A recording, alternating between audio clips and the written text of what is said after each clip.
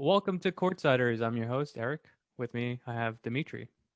What's up, guys? You ready for a wonderful episode? Yes, and I wanted to say rest in peace, DMX, because he was a heavy influence on me, and it sucked that he died today Yeah, at the age of 50. So rest in rest in peace, peace, DMX. DMX, man. You know. Okay, so Somebody will mention Prince Philip, but like no, DMX is more important. the real Prince died today, which is Yeah, the Prince of Darkness, DMX, not the colonizer Prince Philip. Okay. absolutely. Yeah, I don't feel bad for colonizers, so it is You what know, it he was is. 99 years and 10 months. I think they were trying to like prop him up Weekend at Bernie style until he was 100 years old. Not gonna lie. So they could have had that like weird crown celebration, just roll them around in a Rolls Royce with like Yeah, just been like, wow, the Prince is 100. Wow, but he didn't make it. He was 2 months short. Like pretty much exactly 2 months short of 100 years old. look at all these countries we colonize. Oh, it's a celebration. No, times have changed. No more, no more. I mean, I felt nothing. The future is now, old man. There it is, yeah. Oh, from The Malcolm in the future is Middle. now, old man. Great episode of Malcolm in the Middle, by the way. It's when I think Hal, the dad who is Bryan Cranston, he's playing basketball with his sons and he's trying to beat him, and they're like just scheming to beat him. They're like putting all these like schemes together. They're trying to get on top of each other to create a huge human being. It's crazy. It's a great episode, man. It's a great episode. So, what we're going to talk about today, we're going to go through the NBA, which we were calling the NBA Roundtable. We'll just go quick through every NBA team, kind of like updates, transitions, thoughts, feelings, emotions, whatever you want to call it. We're going to go with obviously the first team on our list, which is the Atlanta Hawks. You could go first, Dimitri. I mean, the Hawks have had since firing Coach Pierce, they've had a pretty good uh, sort of remainder of their season. To be honest with you, I've been impressed with the work that Nate has put in, and I think that they really have a good outlook going forward. I think the thing for them is the Cam Reddish question is kind of still lingering.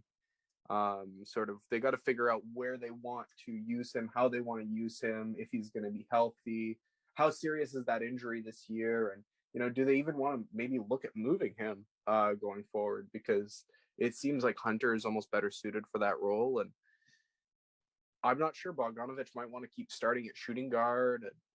I just don't know if he still fits on this team with Collins and Hunter and Capella, especially if they draft a shooting guard this year. I'm just not sure where Reddish fits. I could see him on the block soon. Yeah, they have to kind of think about paying Reddish, right? If they don't want to pay Reddish, then they might have to move for some picks. The interesting part is that the Atlanta Hawks are a little bit more like you could say healthier right now. Hunter still is injured, but I think having Gallinari healthy and Bogdanovich and everyone else kind of a little bit healthy. Even Okongwu is creeping into the rotation now for the Atlanta Hawks. Your boy. Yeah, Okongwu. I mean, Okongwu has been about as disappointing as I expected him to be this year, truth be told. But I mean, I'm glad to see him start getting minutes and start doing some stuff, because it was looking pretty grim towards the beginning of the season. Yeah, you have to get him acquainted to the speed processing defenses and stuff like that. So, I mean, it's not bad actually. You know, some of the things he's done little, it's such a small sample size that I'm not going to be here and trying to predict everything like Nostradamus, but I mean, it hasn't been as bad as I thought coming off that injury. So let's see what he could be, right? I just don't understand if the Hawks wanted somebody in that role, or somebody of that type of.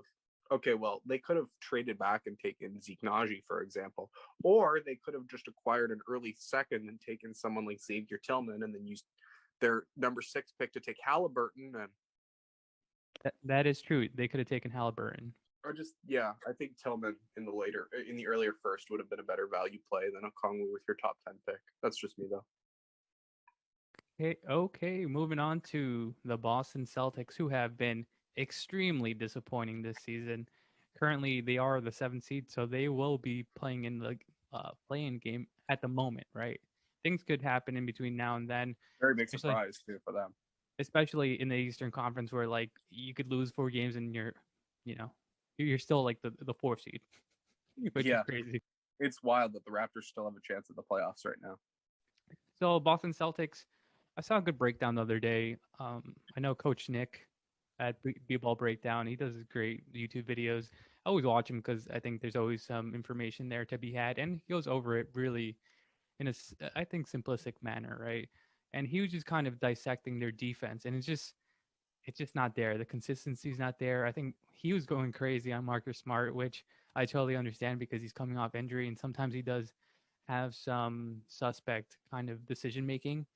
But yeah, I'm pretty sure actually Coach Nick said that Marcus Smart is what's holding the Celtics back. Interestingly enough, he was actually pro trading Marcus Smart at the deadline because he said his perceived value around the league is probably a lot higher than what he actually brings onto the court, which was a really interesting argument. It's an illusion. I mean, yeah, there's some things about Marcus Smart where you can quantify it, right? In data, I think. Yeah, you really can't. Like, if you just went to his basketball reference page and you saw a guy that had pretty much never shot above 40% from the field and was just like really inconsistent offensive player, and you weren't looking into what he brings on the court, off the court, like on the court as a hustle guy, defender, diving for loose balls, getting deflections, like the things he does as far as in the locker room, like you're just yelling at his teammates, being that guy to say the stuff that nobody else wants to say, like that's what Marcus Smart brings. And for $12 million, you can't really, like you said, you can't really quantify that. Also, he went over Jason Tatum inconsistency with like driving in and having his head low. So he's not really looking at the basket when he's dribbling in and he's driving in. So therefore, he can't kind of process it quick enough to make a basket or to kind of shift over or make a move like to avoid a defender or something like that. So The whole thing on Celtics Twitter right now where they were like trying to get rid of Tatum. I don't know if you saw that. They were like really annoyed with Jason Tatum and just crapping on him. And it's like Tatum's gonna leave in 5 years, so what's the point? Like, get rid of him before 2025, get assets. Like, this is how the NBA works. I was seeing some really negative stuff all over Twitter the past few days, especially in Celtics land. yeah, I mean, if they get rid of Jason Tatum, it would be a crazy mistake. I mean, I wouldn't. It would be laughable. It'd be reversing all the damage that all the damage that like just the whole Celtics Nets trade. Like, Yeah. And moving on to the Brooklyn Nets. So you could go over this one since I'm already pretty updated with the Nets, but I don't want to rant. So you could go over this one. the Nets, I mean, what is there to say about the Nets? They look like the best team in the league, man. I am sort of, I guess, from an outside perspective, as much as LaMarcus Aldridge has been playing well, I was sort of disappointed to see him go to the Nets, and not because of like league done for kind of thing. I actually just wanted to see more Clax developmental minutes, to be honest with you, during the year, and I think that getting LMA kind of stomps that out. Not to a full extent, but DJ's still going to want his minutes. Although he has been DNP'd a little bit recently, which I find interesting. Yeah. So man, if he's being DNP'd and you have like Dinwiddie's salary as well, I believe you could get like another $20 million guy on the Nets. I just don't see the point of keeping him around. I know he's Kyrie and Katie's friend, but Kyrie and Katie have to be realistic now if they're seeing him not play. I mean, Yeah, there's been kind of rumors about like, hey, look, DeAndre Jordan might be bought out or something like that. So uh, they're not looking to buy him out, in all honesty. And this is one of the things I've been thinking about. Obviously, he has had some DMPs, and Claxton is getting those minutes. But when it comes to playoffs, you always need a veteran who is willing to foul. And DeAndre Jordan, um, either purposely or not purposely, will foul like couldn't centers. that be So Jeff Green though? you actually Realistically, you need Jeff Green not to foul. I think he is a very important piece to the Brooklyn Nets, especially at the moment where he's shooting very efficiently from the 3-point line. So and making dunks and energy plays. So I think with DeAndre Jordan, you're going to need him for that Philadelphia series if it does happen. Because Joel Embiid, you'll have to kind of sacrifice So you're some big saying men. like you basically just want to throw him at Embiid and hack the shit out of him, so you don't send your best players on the bench early. Correct. The Dwight Howard effect from the Lakers last year. He kind of did the same thing. He would foul big men, get them out of rhythm, fluster them, and you always need players like this. I'm telling you, Kendrick Perkins, stuff, people like this, you need it. Mm-hmm. No, I don't think you're wrong, to be honest with you. That's a really good point. I have trouble seeing him on this team past this year. I don't know. I think the Nets are going to cook something up with a Dinwiddie and DJ trade over the summer. I really do. I think there's some potential there. That's like $20 million of salary. Like I could really see them going out and making a sign and trade for someone. Yeah, and they never used that disability like player. What was it? Extension? Talk to me, Dimitri, about the contracts because I get confused. I There was Yeah, I don't a think they used that unless they used it to acquire LaMarcus. But I don't think they used it. That's because he was a buyout guy. right, I don't think they used it. The weird part is like I've seen some Dinwiddie Instagram videos, and he looks almost like about ready to come back. That's the weird part. It'd be great to see Dinwiddie come back for the playoffs, to be honest with you. Okay, so we'll move on to the Charlotte Hornets. What do you think about the Charlotte Hornets? What's popping? LaMelo Ball. I think Charlotte's on a downward spiral, truth be told. No LaMelo Ball, no Gordon Hayward. I mean, I might eat my words on this one, but I don't think Charlotte's going to make the playoffs personally. I say that now and they're beating the Bucks, but I really have trouble. All the advanced stats would tell you like that Charlotte's a negative team and they're punching above their weight level right now. And just without Ball and Hayward, it's hard to see me staying above that level when they're only 2 games above 500. Like I could very easily see them falling out of the playoff race really quickly in the East. I think they'll be a play-in team at the very least, but I don't think they'll be top 6 come the end of the year, especially with these big injuries that they're dealing with. I could very easily see them falling into that 7, 8, 9, 10 range, and then Boston or New York or Indiana coming up, even Chicago with their newest upgrades. One of those 4 teams I think will come up and replace Charlotte just due to the injuries. Yeah, it is interesting how Charlotte is punching above their weight. They're currently, 6-4 in their last 10. They're 7-1 in the division. They're just doing it next man up. And obviously, you went over that Gordon Hayward and LaMelo Ball are injured, but I do like the whole mentality switch of the Charlotte Hornets because I think last year they would have just thrown in the white towel. And I think a little bit of a culture change with LaMelo Ball, which is weird because there was like all these red flags about LaMelo Ball and culture. So, like, I feel there has been a culture switch within Charlotte. They're punching above their weight. They're feeling confident. Like sometimes They Malik Monk just could need come off that the bench. defensive anchor right now. That's true, and that's what the draft is for, baby. Yeah, and that's exactly before we move on from Charlotte. That's sort of what I wanted to touch on. They're pretty much in the perfect spot and range when you look at it right now. They're in like the mid-teens. They're pretty much primed, and they shouldn't be looking at anyone else. Take Usman Garuba and just run. Just do it. Like he's so good, and he's such a like generationally defensively talented guy. Like really, we throw around the word generational a lot, but he will be the best defender that comes out of the next 2-3 drafts. I genuinely believe that he's a guy that was breaking records at a young age in Europe in a men's league, and he's a guy that I think would fit perfectly with the needs Charlotte has and the role that they need at the moment. Like just having him on the floor would be just fantastic for this team. Yes, that is true. Honestly, that totally makes sense with Garuba. So moving on to the Chicago Bulls, who are currently playing right now, and Zach Levine has 46 points right now, and it's the beginning of the fourth quarter versus the Atlanta Hawks, and it's 92-90. So he has 46 points, and the Bulls are only up by 2. What do you think about that? Story of Levine's life, to be honest with you. Yeah, basically. But Like, what can you Chicago, say about it, really? Bulls. The easiest way to just say it is the Bulls' defense sucks. Realistically, they should be. I don't know who they started this game, um, but they should be running Thaddeus Young and Patrick Williams. If you're gonna play, I can't see Laurie working if you're going to play Levine and Vucevic. You know what I mean? Like it seems like a really difficult fit that you're forcing to work. I know they're starting Satoransky over Kobe White just because of they need that defense. But I would say the same about Thaddeus Young. If they aren't starting Thaddeus Young next to Patrick Williams, they really need to be.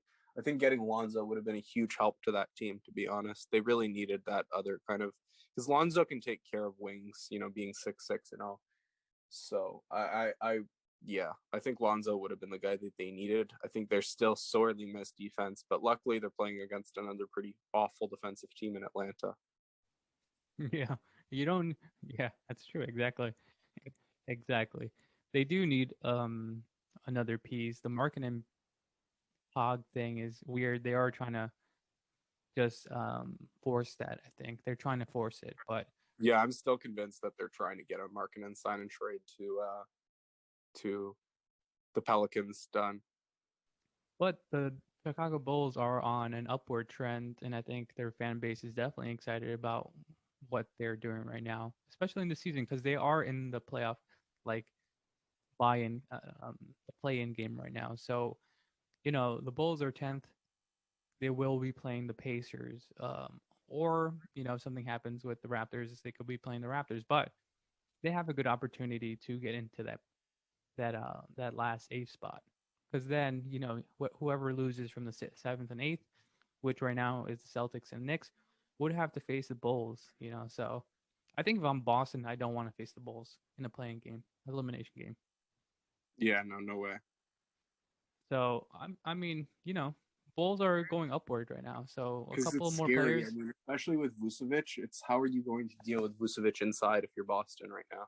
Well, he's probably scoring like 30, 20, 28, something like that. Yeah, Easy. like it's not really the best team that Boston wants to face matchup wise. But on your point about Toronto, I mean, we'll talk about them later, but I don't think Toronto's making a late season push anymore.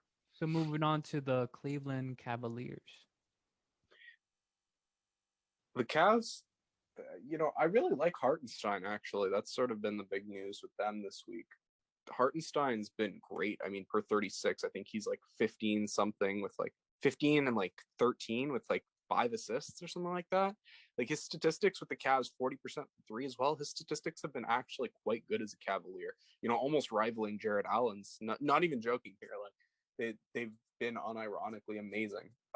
It's somebody that, as a guy that with a really thin center market, I was sort of talking to Raptors fans about this prior to starting the pod, but it's a really thin center market. Like I don't think it's unreasonable that we could see Isaiah Hartenstein get paid as a guy who's like, I believe he's like what 20 anywhere from 22 to 24. He's still very very young, and he's somebody that I could very easily. Yeah, I think he's the second best center on the market right now. I'm trying to think of who else is on the market, but like as far as appealing center free agents that aren't RFAs, of course, and can't be matched up.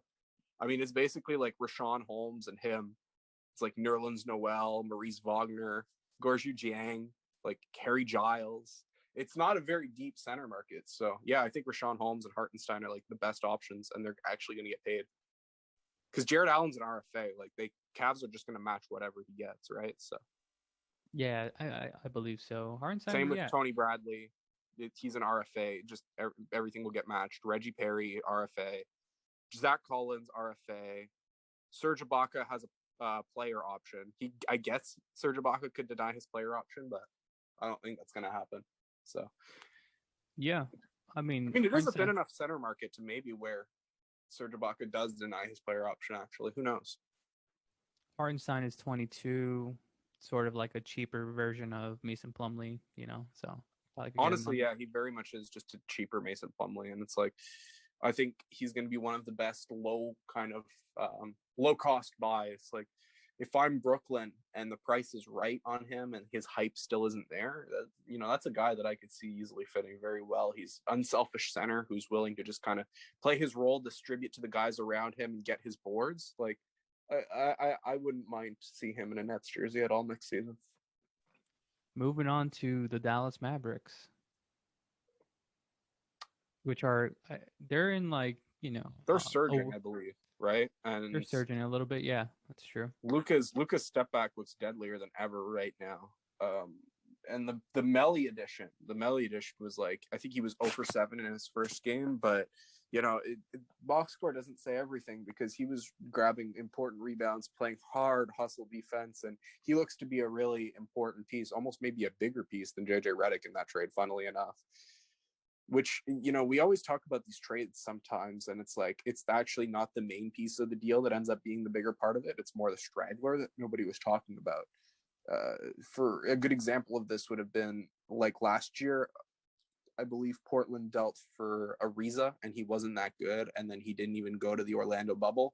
And then Wendy and Gabriel kind of ended up playing well and getting some playoff minutes and guarding AD and stuff like that. So yeah, I think, sometimes you make a trade thinking you're going to get this one guy, but it's the other guys in the move that surprise you. Yeah, they've won 6 out of 7. I think they're past 7, so they're streaking a little bit. The Melly, remember we spoke about Melly, that he's just a smart player. He's not gonna hurt you.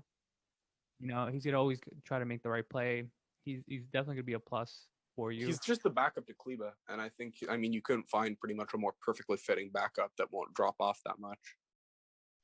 Yeah, I do worry about the Dallas Mavericks though, because they are pretty inconsistent. Even though they have won 6 out of 7, a lot of those teams were kind of like below average teams. Like they do need to have a busy off season.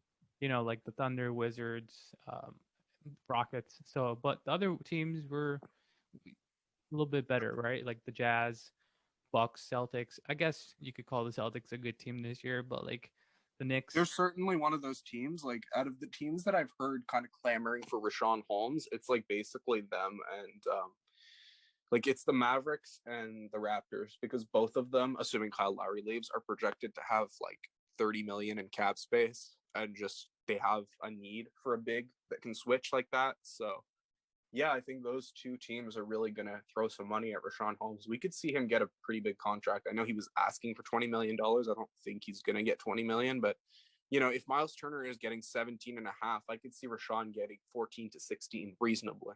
Like 460, I think. Like 4 for 60, it's not out of the question for Holmes. No, it's not out of the question. Depends on the market.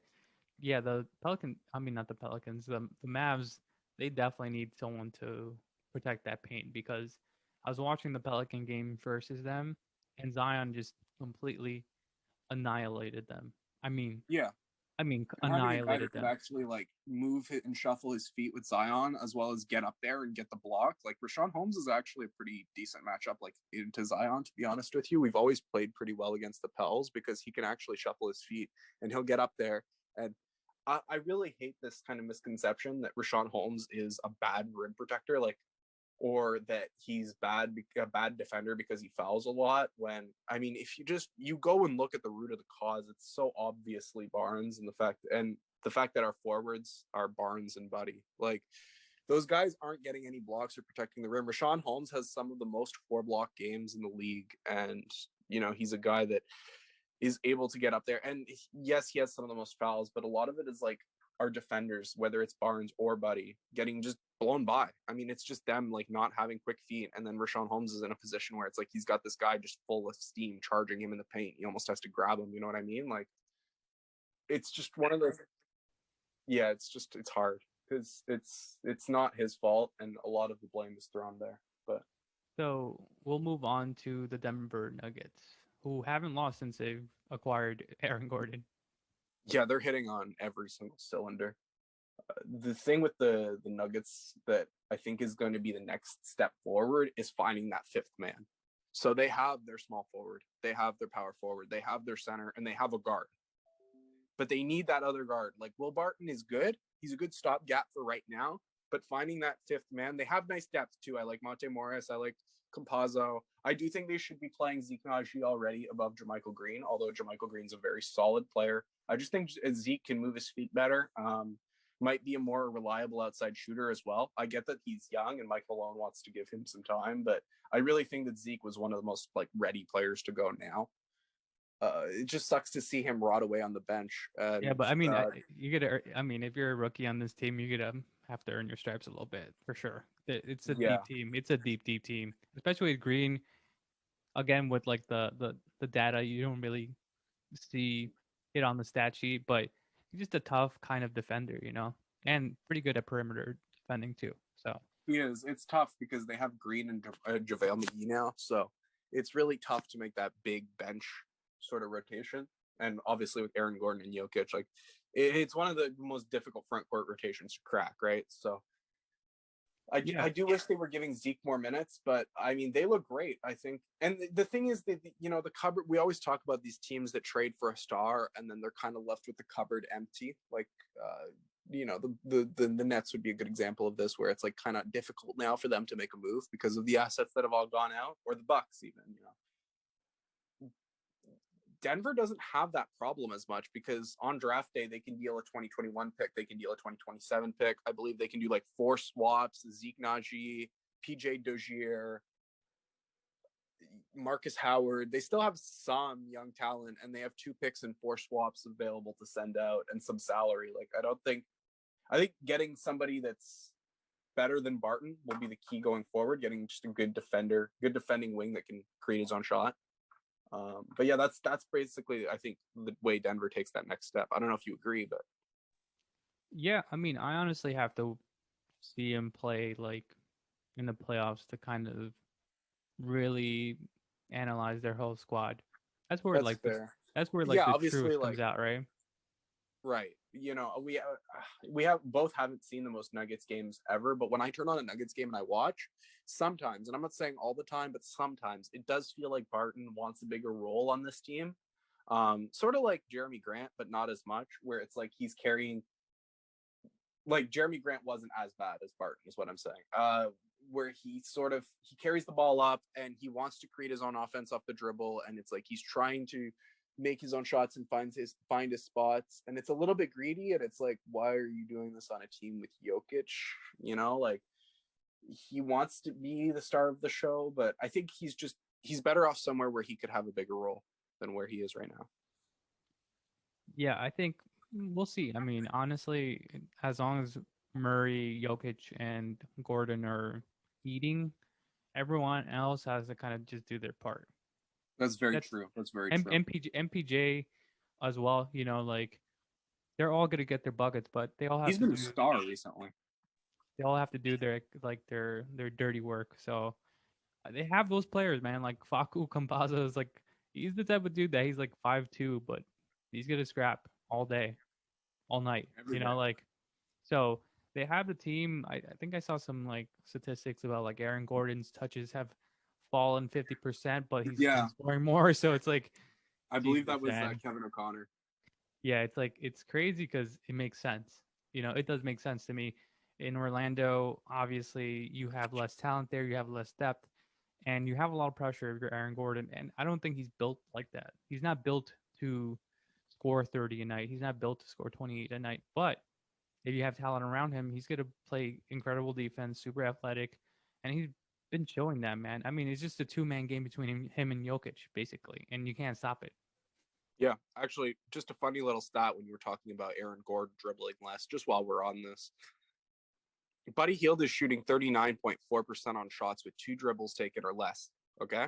He's shooting 30.7% on shots with more than 2 dribbles. If you don't think that Buddy's recent three-point struggles where he's dropped below 40 it isn't a Luke problem where Luke lets him ISO, I have nothing left to say. Thank you for coming to my TED Talk. Yeah. So we'll move on to the Detroit Pistons, who have recently gotten back Killian Hayes. Yeah, and he's been better than I expected since his return. I thought it was going to be slow for him coming in. He looks way better. It's a hip injury, so I thought he would be really really slow. But he You played a good you think game. he was hurt before? Like, you think he was hurt a little bit prior to like actually sitting out? Like maybe it was already lingering. It could be. It could very well be. I don't want to get too excited because I mean, he hasn't been amazing or anything. He's been better, right? He's been better. He went from being abysmal to like decent. I saw him hit a step back three, and I was like, okay. Yeah, I mean, it's gonna come along for him. We'll see sort of how his role evens out in the league once he's getting his shots and he's in his rhythm. And I think it's still very early, but we'll see how Killian does. I personally didn't have Killian as a top 5 point guard in the class. I still think Teo Maladon is better. Yeah, I think remember we spoke about it. We spoke about it because it just looked their measurables look a little bit different, you know. But also Sadiq Bey has been really great for the Detroit Sadiq Pistons. Bey has been really solid. Yeah. Yeah, like super solid for a rookie, especially for a rookie, man. Yeah, he's a guy that I had really high up on my board in the beginning of the year. I believe I had Sadiq Bey like in the top 10, and some really smart draft guys I know they were not very pro Sadiq Bey, and I think I sort of kept him around the mid-teens when it finished up, and I moved him down retroactively, and I regret it because I should have stuck with my gut. He's a good solid player. He's a tall shot maker, and there's going to be inherent value in a tall shot maker in this league. He Just was being able to shoot it above everybody is something that no player can develop or grow. he was a lottery pick.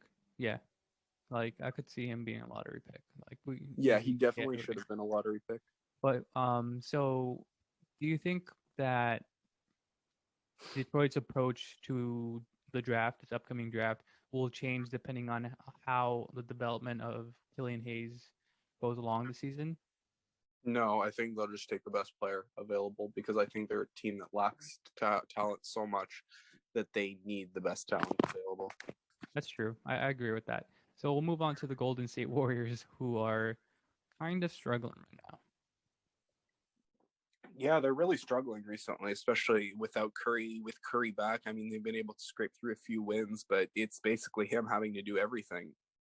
I think the more unbelievable story for me with them was really just how Oubre didn't want to come off the bench on a team where legendary players like Livingston. I don't know if you've seen this story, but it was all over NBA Twitter a few days ago. Basically, like Livingston and oh my God, why am I blanking? Iguodala were completely okay with coming off the bench for this legendary Warriors team, and Oubre basically was asked to do that next year if that was something he'd be interested in, and he responded flatly no. He was not interested in coming off the bench. Supposedly, and they didn't name names, but everyone's theorizing it's Draymond. Everybody's saying it has to be Draymond, yeah. Draymond. Somebody at the Warriors like really got upset at that and gave him shit and told him kind of to know his place, basically. Well, it does sound like Draymond, truth be told. And I you know what? I agree with Draymond. I'm going to be honest with you here because Kelly Oubre is a guy that can't really run with Steve Kerr's motion offense. He's not a guy that can create those shots moving around and running around. He's just, he's not a guy that they really want to be starting. I think he's a good upgrade if you need energy on the bench, but I gotta say I agree here because I really started thinking about it. How many teams do you think personally, Eric? How many teams do you think really would start Oubre at this point? I mean, the ones that are at the bottom probably. Right? Desperate for talent, yeah. Those are the only ones. You're talking about a Golden State team that wants to go back on a playoff run next year, right? A Golden State team that's getting Clay back next year. Where do you fit? Where do you think you fit here with Clay, Wiggins, and Draymond and Wiseman, and Kelly and Curry? Where do you think you fit in that starting lineup? Seriously. If you want to go play for some crap team, go ahead, man, but you're not going to win. Yeah, I think it's also Steve Kerr might be like an anti-lefty person because D'Angelo Russell went there and they kicked him out, and like Oubre's there, he's doing shit. And if you take a look at their like championship runs, who are the lefties? You let me know. Maybe the lefties don't fit that system. Maybe. I'm serious, man. It's just crazy. Like I think back, I'm like, there weren't that many lefties on those squads. Like, is it just like a right-handed system that Steve Kerr is implementing? Is he like anti-lefty? No idea, man. I think No, but I mean, so. like, obviously, I'm joking, but the Kelly Oubre thing is just plain and simple. He hasn't been good this year. He's not looked the part to his contract. There was a whole like rumor about the Golden State Warriors offering Kelly Oubre for Spencer Dinwiddie to the the Brooklyn Nets, Well, or vice and vice then there was versa. the Vice Danny versa. Green one too. I don't know if you heard There's about that. vice versa. Like they said, like the Warriors said, like kind of, I guess their PR said that Brooklyn offered Spencer Dinwiddie for Kelly Oubre, and then someone was recording Spencer Dinwiddie at like a beach trying to get an autograph. They're like, "Oh, we heard that you were getting traded to like Golden State Warriors for Kelly Oubre," and he was like, "Nah, man, they're lying. Like they offered Kelly Oubre for me, and then that said nah." So I mean, that's what I think. That's the Warriors are very like, I wouldn't say sketchy, but they're all about appearance. I They don't think are. they. Did you read the story about them and James Wiseman and why they picked him? Yeah, yeah, yeah, yeah. I mean, they're all Basically, about wined and appearance. dined a bunch of old men. They, it's all about appearance, and I think they do not like being slandered this For year the at all. record, I think Kispert will do the same with these guys. I think Kispert will wine and dine these old men. He's very, very eloquent. Like, I mean, he comes from a rich family. I just think they're gonna picture the idea of him running in that offense, that motion offense, because while he isn't like motion shooting's kind of one of the knocks on Kispert, but I think it's a little bit like it's over exaggerated because if you look at him statistically, he's one of the best transition three takers and makers in college basketball right now. And that He'll isn't off the he'll, dribble as much. he'll You fit can just in. He'll fit in the Warriors. I mean, he's like he perfect can for the fit in the Warriors. Warriors. Yeah, Right. because like Yeah, you think about it, next year they're gonna have Curry, Thompson, and Kispert if they actually do draft him, along with Draymond, along with Wiseman, and they you could have just some run other Draymond players at there. 5 and Wiggins at the 4 with Like if you replay 3 great Kispert years. for Oubre, who you're paying too much for, and now you have a rookie contract there. There you go, man. Trade him for some They're assets. the only team, for the record. I just want to say I don't think Kispert is very good. I've said this on prior pods, but don't think Kispert is very good. And the only team, and it's because of their motion offense and the way that they run and the fact that they're older and they need to compete now, the only team I would consider taking him on the lottery is the back end Warriors pick. That's like 13, 14. That's the only pick I would consider taking Kessler Wada. Yeah, I mean, if I was the Warriors, I would just try to tank to get to the top 10. Honestly, I wouldn't even try to be in the playing game because you're just gonna get wiped out. Honestly, that's what I If think. they trade, imagine if they lost their first for Oubre this year. They're 20. I believe it's protected top 20 or top 25. But if they were like a top whatever team and that pick was going to the Thunder right now for Oubre, man, that would be an awful trade. Yeah, no, it was already an awful kind of acquisition by the Golden State Warriors, and they've had very, very suspect acquisitions after like the whole Kevin Durant run with Steph Curry and that whole incredible team. They kind of, I feel like they've buckled under pressure and they've made all these weird kind of maneuvers just to try to compete in the West. And in the West, you're just not gonna put a spoiler on your car and be like, I'm fast now. You have to really work at it. Like, there's no way you're gonna just, you You got know, to change that engine, man. yeah, there's no, you gotta get that level 3. You're not gonna give some neon lights, put them underneath, and be like, we can compete with the Lakers now. Like, no, dude, you are trash right now. And if you don't have Klay Thompson, you're a bottom 5 team. That's what it is. And you play like a bottom 5 team. I feel bad for No, I Curry. don't think they're a bottom 5 team without Clay. With Curry, they're like with Curry and no Clay, they're like a Bottom middle 10. of the pack Okay, team. bottom 10. They They really were are. they had a positive record with Curry this year. To be fair, I think they were Yeah, I like mean, 22 and 21 or something. They'd be a team that's barely floating above 500 if they are. That's what I think. Like they're like a like team that's like 45% win team. overall, like the whole NBA, I think they're a bottom 10 team. Honestly, because they just get blown off the floor. Like if it doesn't go well from the jump, it's over. You think And Curry it's leaves? I don't think Curry will leave. no, I don't think Curry leaves. I think they just, instead of drafting this year, they're gonna trade draft capital, some players for some type of player, man. Like Cat, look out for like Carl Anthony Towns or something. It just Yeah, I do think they're going to try to make a trade with their pick. I don't think they're going to try and keep it. That's something I do agree with. So we'll move on to the Houston Rockets, who are a bottom 5 team. Yeah, their pick is, I learned something interesting. I for some reason I didn't know this. I don't know why I made this assumption. Minnesota's pick is not top 4 protected, but Houston's is. Minnesota's pick is actually only top 3 protected. I don't know if you knew that. No, I didn't know that. No. So it makes the implication of like just everything a lot more interesting, because I believe the first pick team in the NBA, I believe they can't fall past 4, is it? Let me just check They have to be a top 3. Yeah. Actually, oh yeah. No, wait, sorry. They can fall to 5. My bad. They could fall to 5. I thought they couldn't fall out of 3. That's why.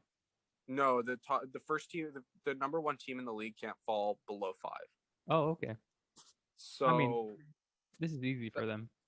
That would mean the Houston pick is nearly guaranteed because it's top 4 protected. So if Houston gets the first, like the best odds, they're nearly guaranteed to keep their pick.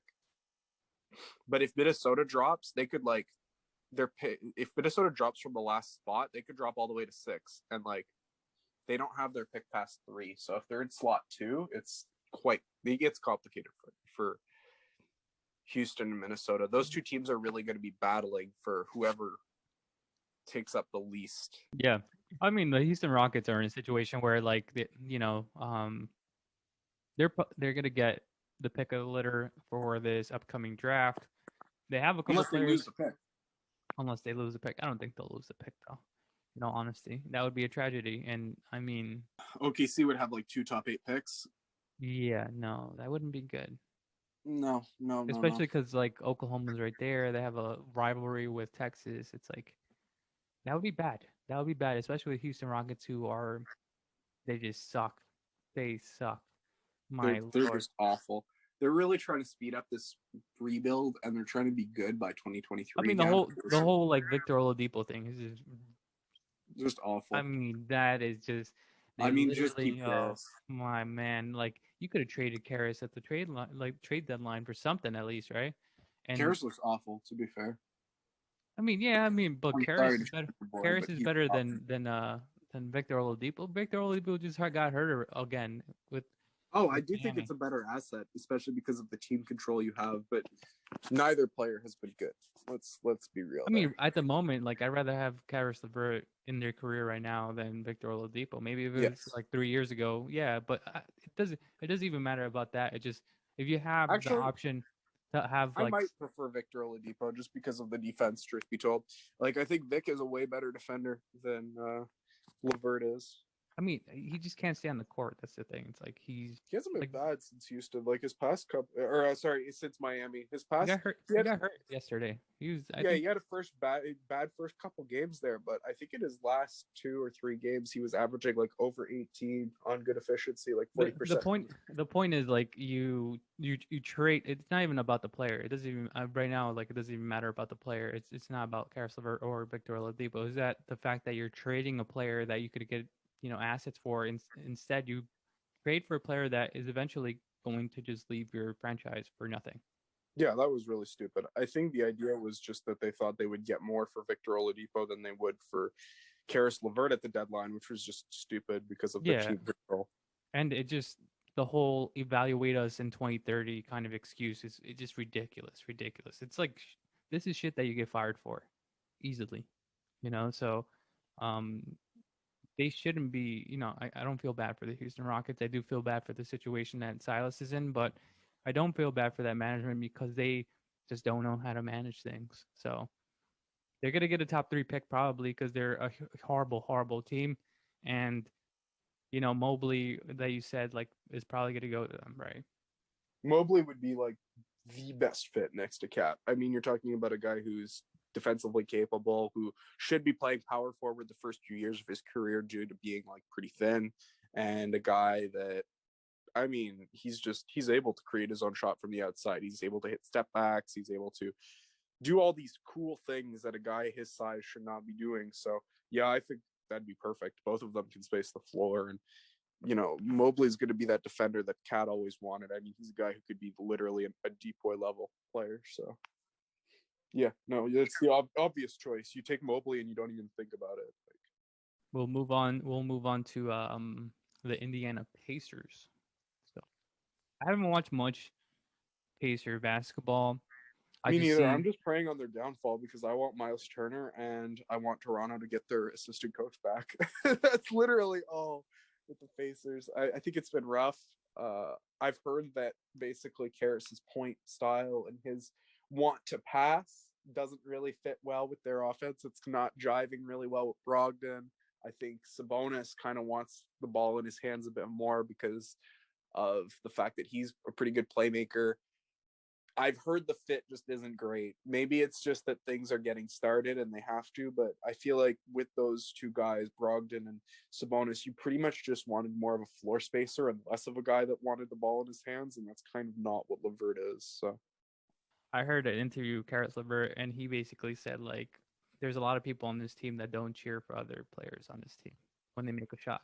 So yeah, it doesn't it's sound like a it's going very well, truth be it's not told. even it's not even that. He's going from Brooklyn where championship aspirations to Indiana where they're a developing team, right? They're scrappy, they're good, but But are they still even develop. developing anymore? Like they're guys that are I now don't. in their mid 20s, and it's like they should be winning now. Like they, I get that Warren's hurt and all that, but is Warren turning this team into like where are we going with this, guys? Like that's kind of what I'm saying. They're still in the playing game, but they are like playing purgatory basketball. I just don't Yeah, know. this is just purgatory. Like at least when it was last year and you had Vic and Vic was like whatever, he was okay.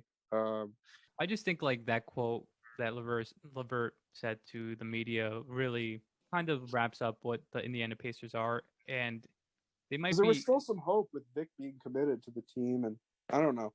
I I don't know. felt like I think it might be just a selfish team, dude. Because the individual players are great, but at the same time, I think they want their limelight.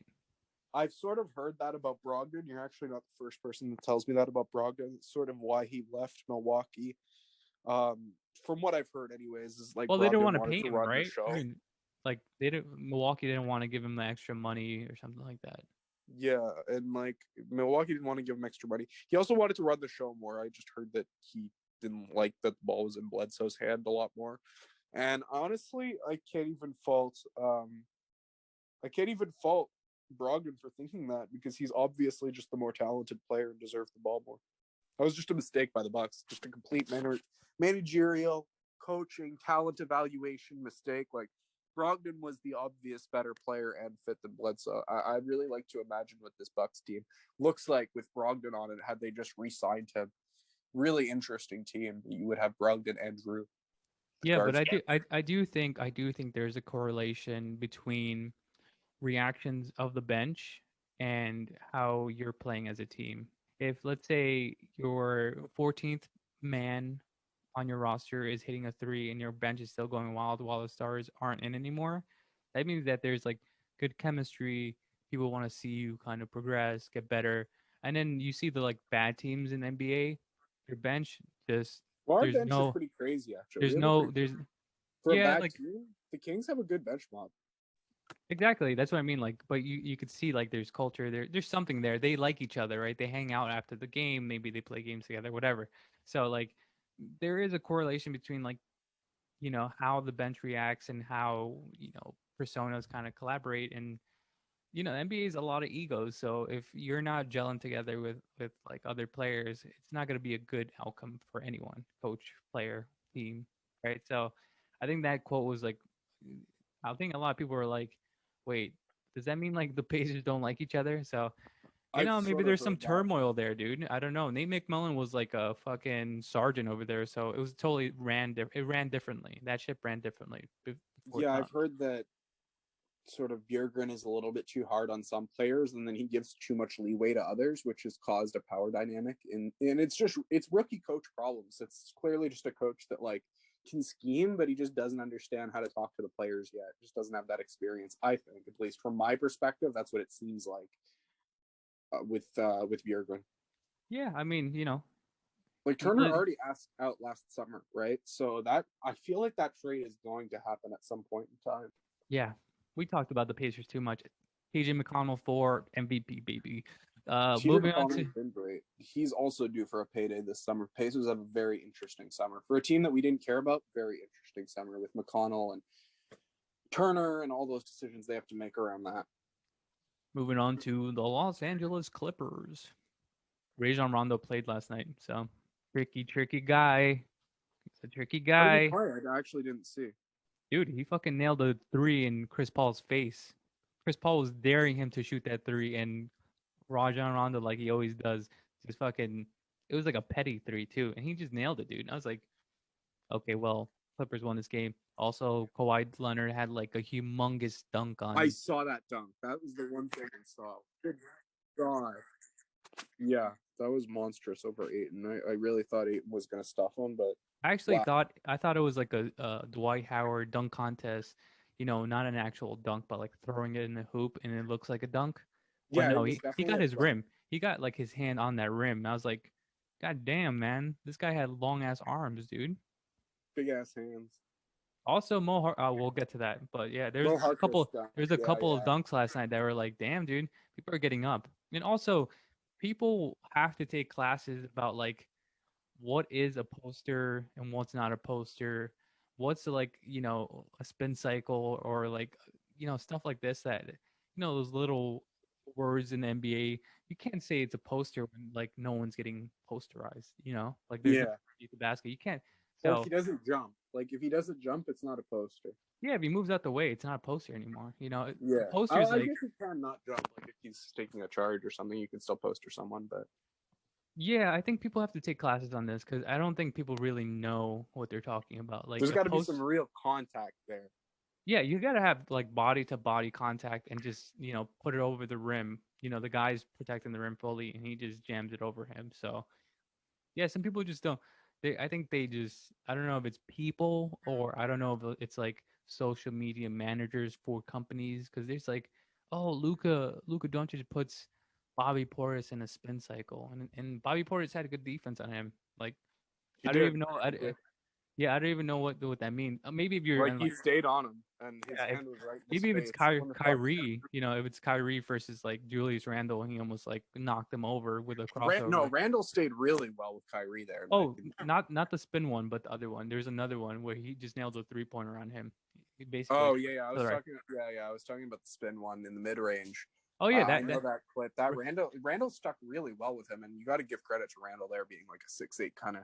I mean, no, Randall is chubby, but he's a rotund dude, and he's able to do that like with the yeah, best ball handler in the world. I mean, he slimmed down. He slimmed down, and he had good footwork with that one. I think the other one he just caught off guard. So we'll move on to the Los Angeles Clippers. We talked about it a little bit with the dunks, but what do you see them kind of doing in the playoffs? Because they fell short last year, especially in the bubble. It was pretty disappointing, and we did get some funny antics from it, like Pandemic P and stuff like that. But what do you really think they're going to do this year? Are they contenders or pretenders? I mean, I say this. I'm going to say the same thing I said last year, but I do think the Clippers are contenders. I do have this little itch that doesn't believe in them doing certain things in the playoffs, but at the end of the day, they've been so talented and they just feel like a team that's clicking this year. It feels like a lot of times this happens where it's like a team comes together, they don't win in their first year, people underrate them, and then they come back and they have a really good second year, but people don't hype them up as much. Like, everybody on the Clippers is shooting in the 40s, at least last I checked, like from three. They're all having fantastic seasons, and it just feels like that one, not a quite to the extent, obviously, but it feels like that one season in Golden State where everybody's just shooting stupid well and everybody's just clicking and they're playing great. Like, it obviously not to the extent of Golden State, because Golden State was winning like every game and just ripping teams apart. But this Clippers team does feel dominant to me personally. Yeah, there were some pieces that they let go of and some pieces that they acquired. They added Kennard. They got rid of Lou Will and Montrezl Harrell. They added Rondo. Like, they made some good additions, in my opinion, that not only bolstered them on the defensive end, even though their defensive rating dropped, which is interesting. It dropped quite considerably. I think a lot of that might actually be due to losing their defensive coach, which I believe was Rex Kalamian. I could be wrong on that, but I believe it was Rex Kalamian last year, and he did a pretty good job. And just coaching change might just completely have altered that personally. But I think the Clippers are they're in a good spot this year. While the defense might not be as strong on paper, I think once it comes down to playoff time, they have less guys on the floor that can be exposed. Bottom line, Yeah, that's true. you can't target somebody nearly as obviously. Like you can still target Kennard, but I don't think it's going to be as bad. Kennard's like pretty tall, right? He's got a negative wingspan, I think, but he's like still like 6'7" or something like that. Like it's not going to be like where you target Harrell or you target Lou Will, and you're just able to kind of take advantage of them in whatever they're weak at. Yeah, I still don't like the Luke Kennard contract at all, but he's not. I wouldn't say he's a negative player. I do like the addition of Batum. I do like Terrence Mann, That's who another guy, has yeah. who has been developed this year by the Clippers and has been playing valuable minutes. Yeah, you have Serge Ibaka there. You have Zubac. So now you have Rondo. So I think they're built more for the playoffs than the regular season. I'll see in the first series where they are as a team, but they definitely seem happier together than last year. And I think that's one thing I've noticed that has been pretty apparent and is totally different from this team. The chemistry's there, so and they like each other. I think They just last year feel there's more a lot. locked in too. Like it feels like there's less celebrating after wins. That's more business, more serious this season. It just feels like a team that's not goofing around as much, and they're taking themselves very much like all business, very serious. That's true. Maybe that's Moving why they're on. just not as covered by the media. Maybe they're just not as fun this year. I don't know. Maybe But yeah, they're a little bit more serious this year, and we'll move on to the second Los Angeles team. Oh no, the first Los Angeles team, Lakers. What do you think about them? They haven't had LeBron, they haven't had AD. Kuzma's hurt a little bit, so they're still winning though. Defense is still great. I think they'll still be in the top 6 by the end of all this. They'll be like the 6th spot, but I think they'll be like top 6. If they're not 6, they'll be like 7. There's no way they fall out of the top 7. The only team that's like even remotely close to competitive with them is probably the Mavs, who are surging right now.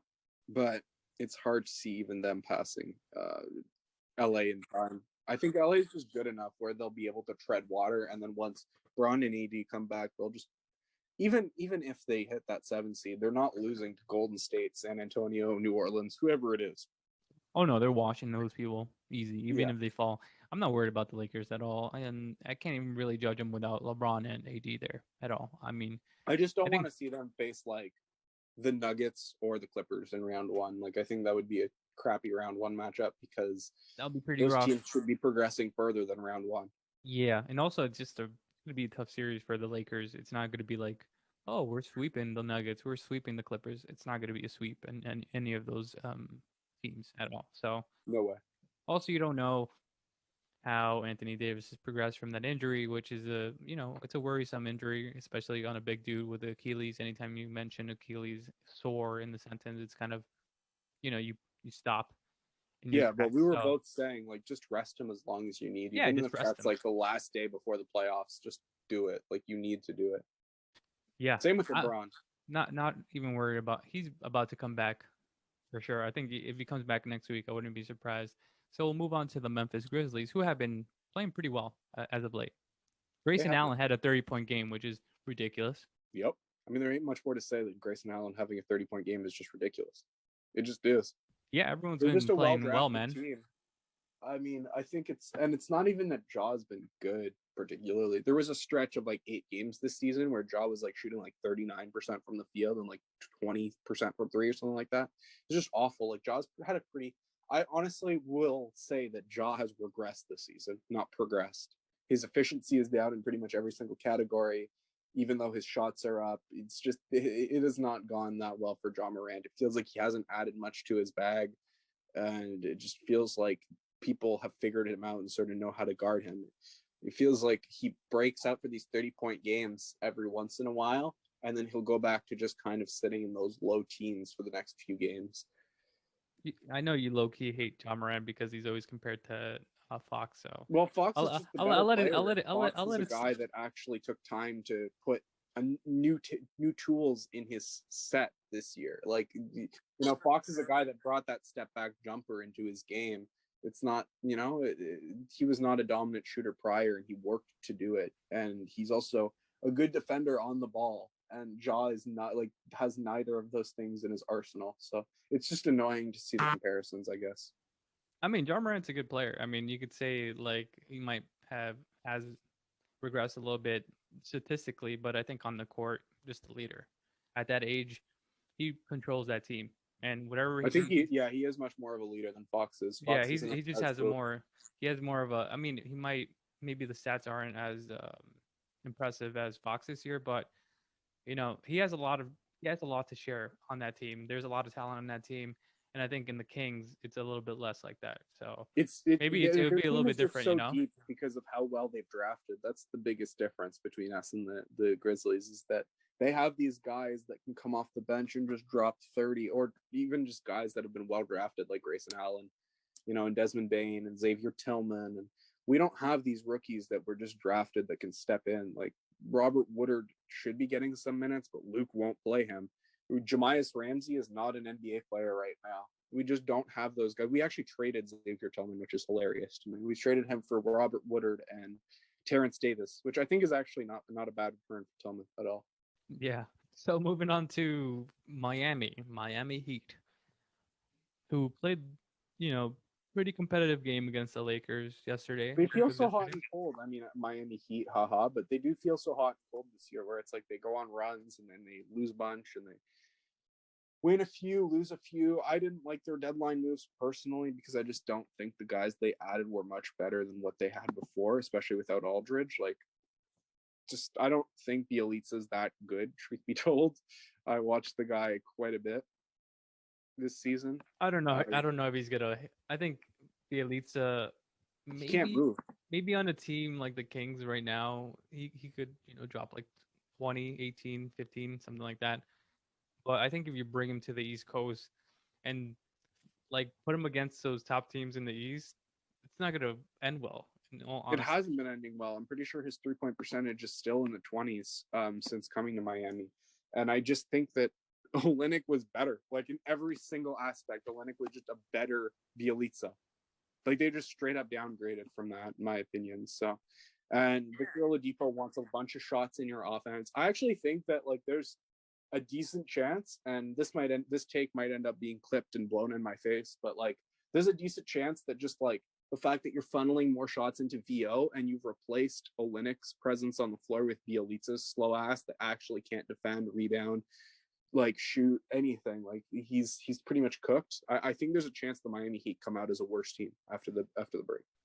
Yeah, and I think the weird part is you trade like a couple pieces from your team. I'm not gonna say they're like essential pieces to win a championship, right? If you're the Miami Heat for Victor Oladipo, but now you have Victor Oladipo who got injured versus the Los Angeles Lakers with a kind of like non-contact injury. He just went to dunk it as soon as he landed.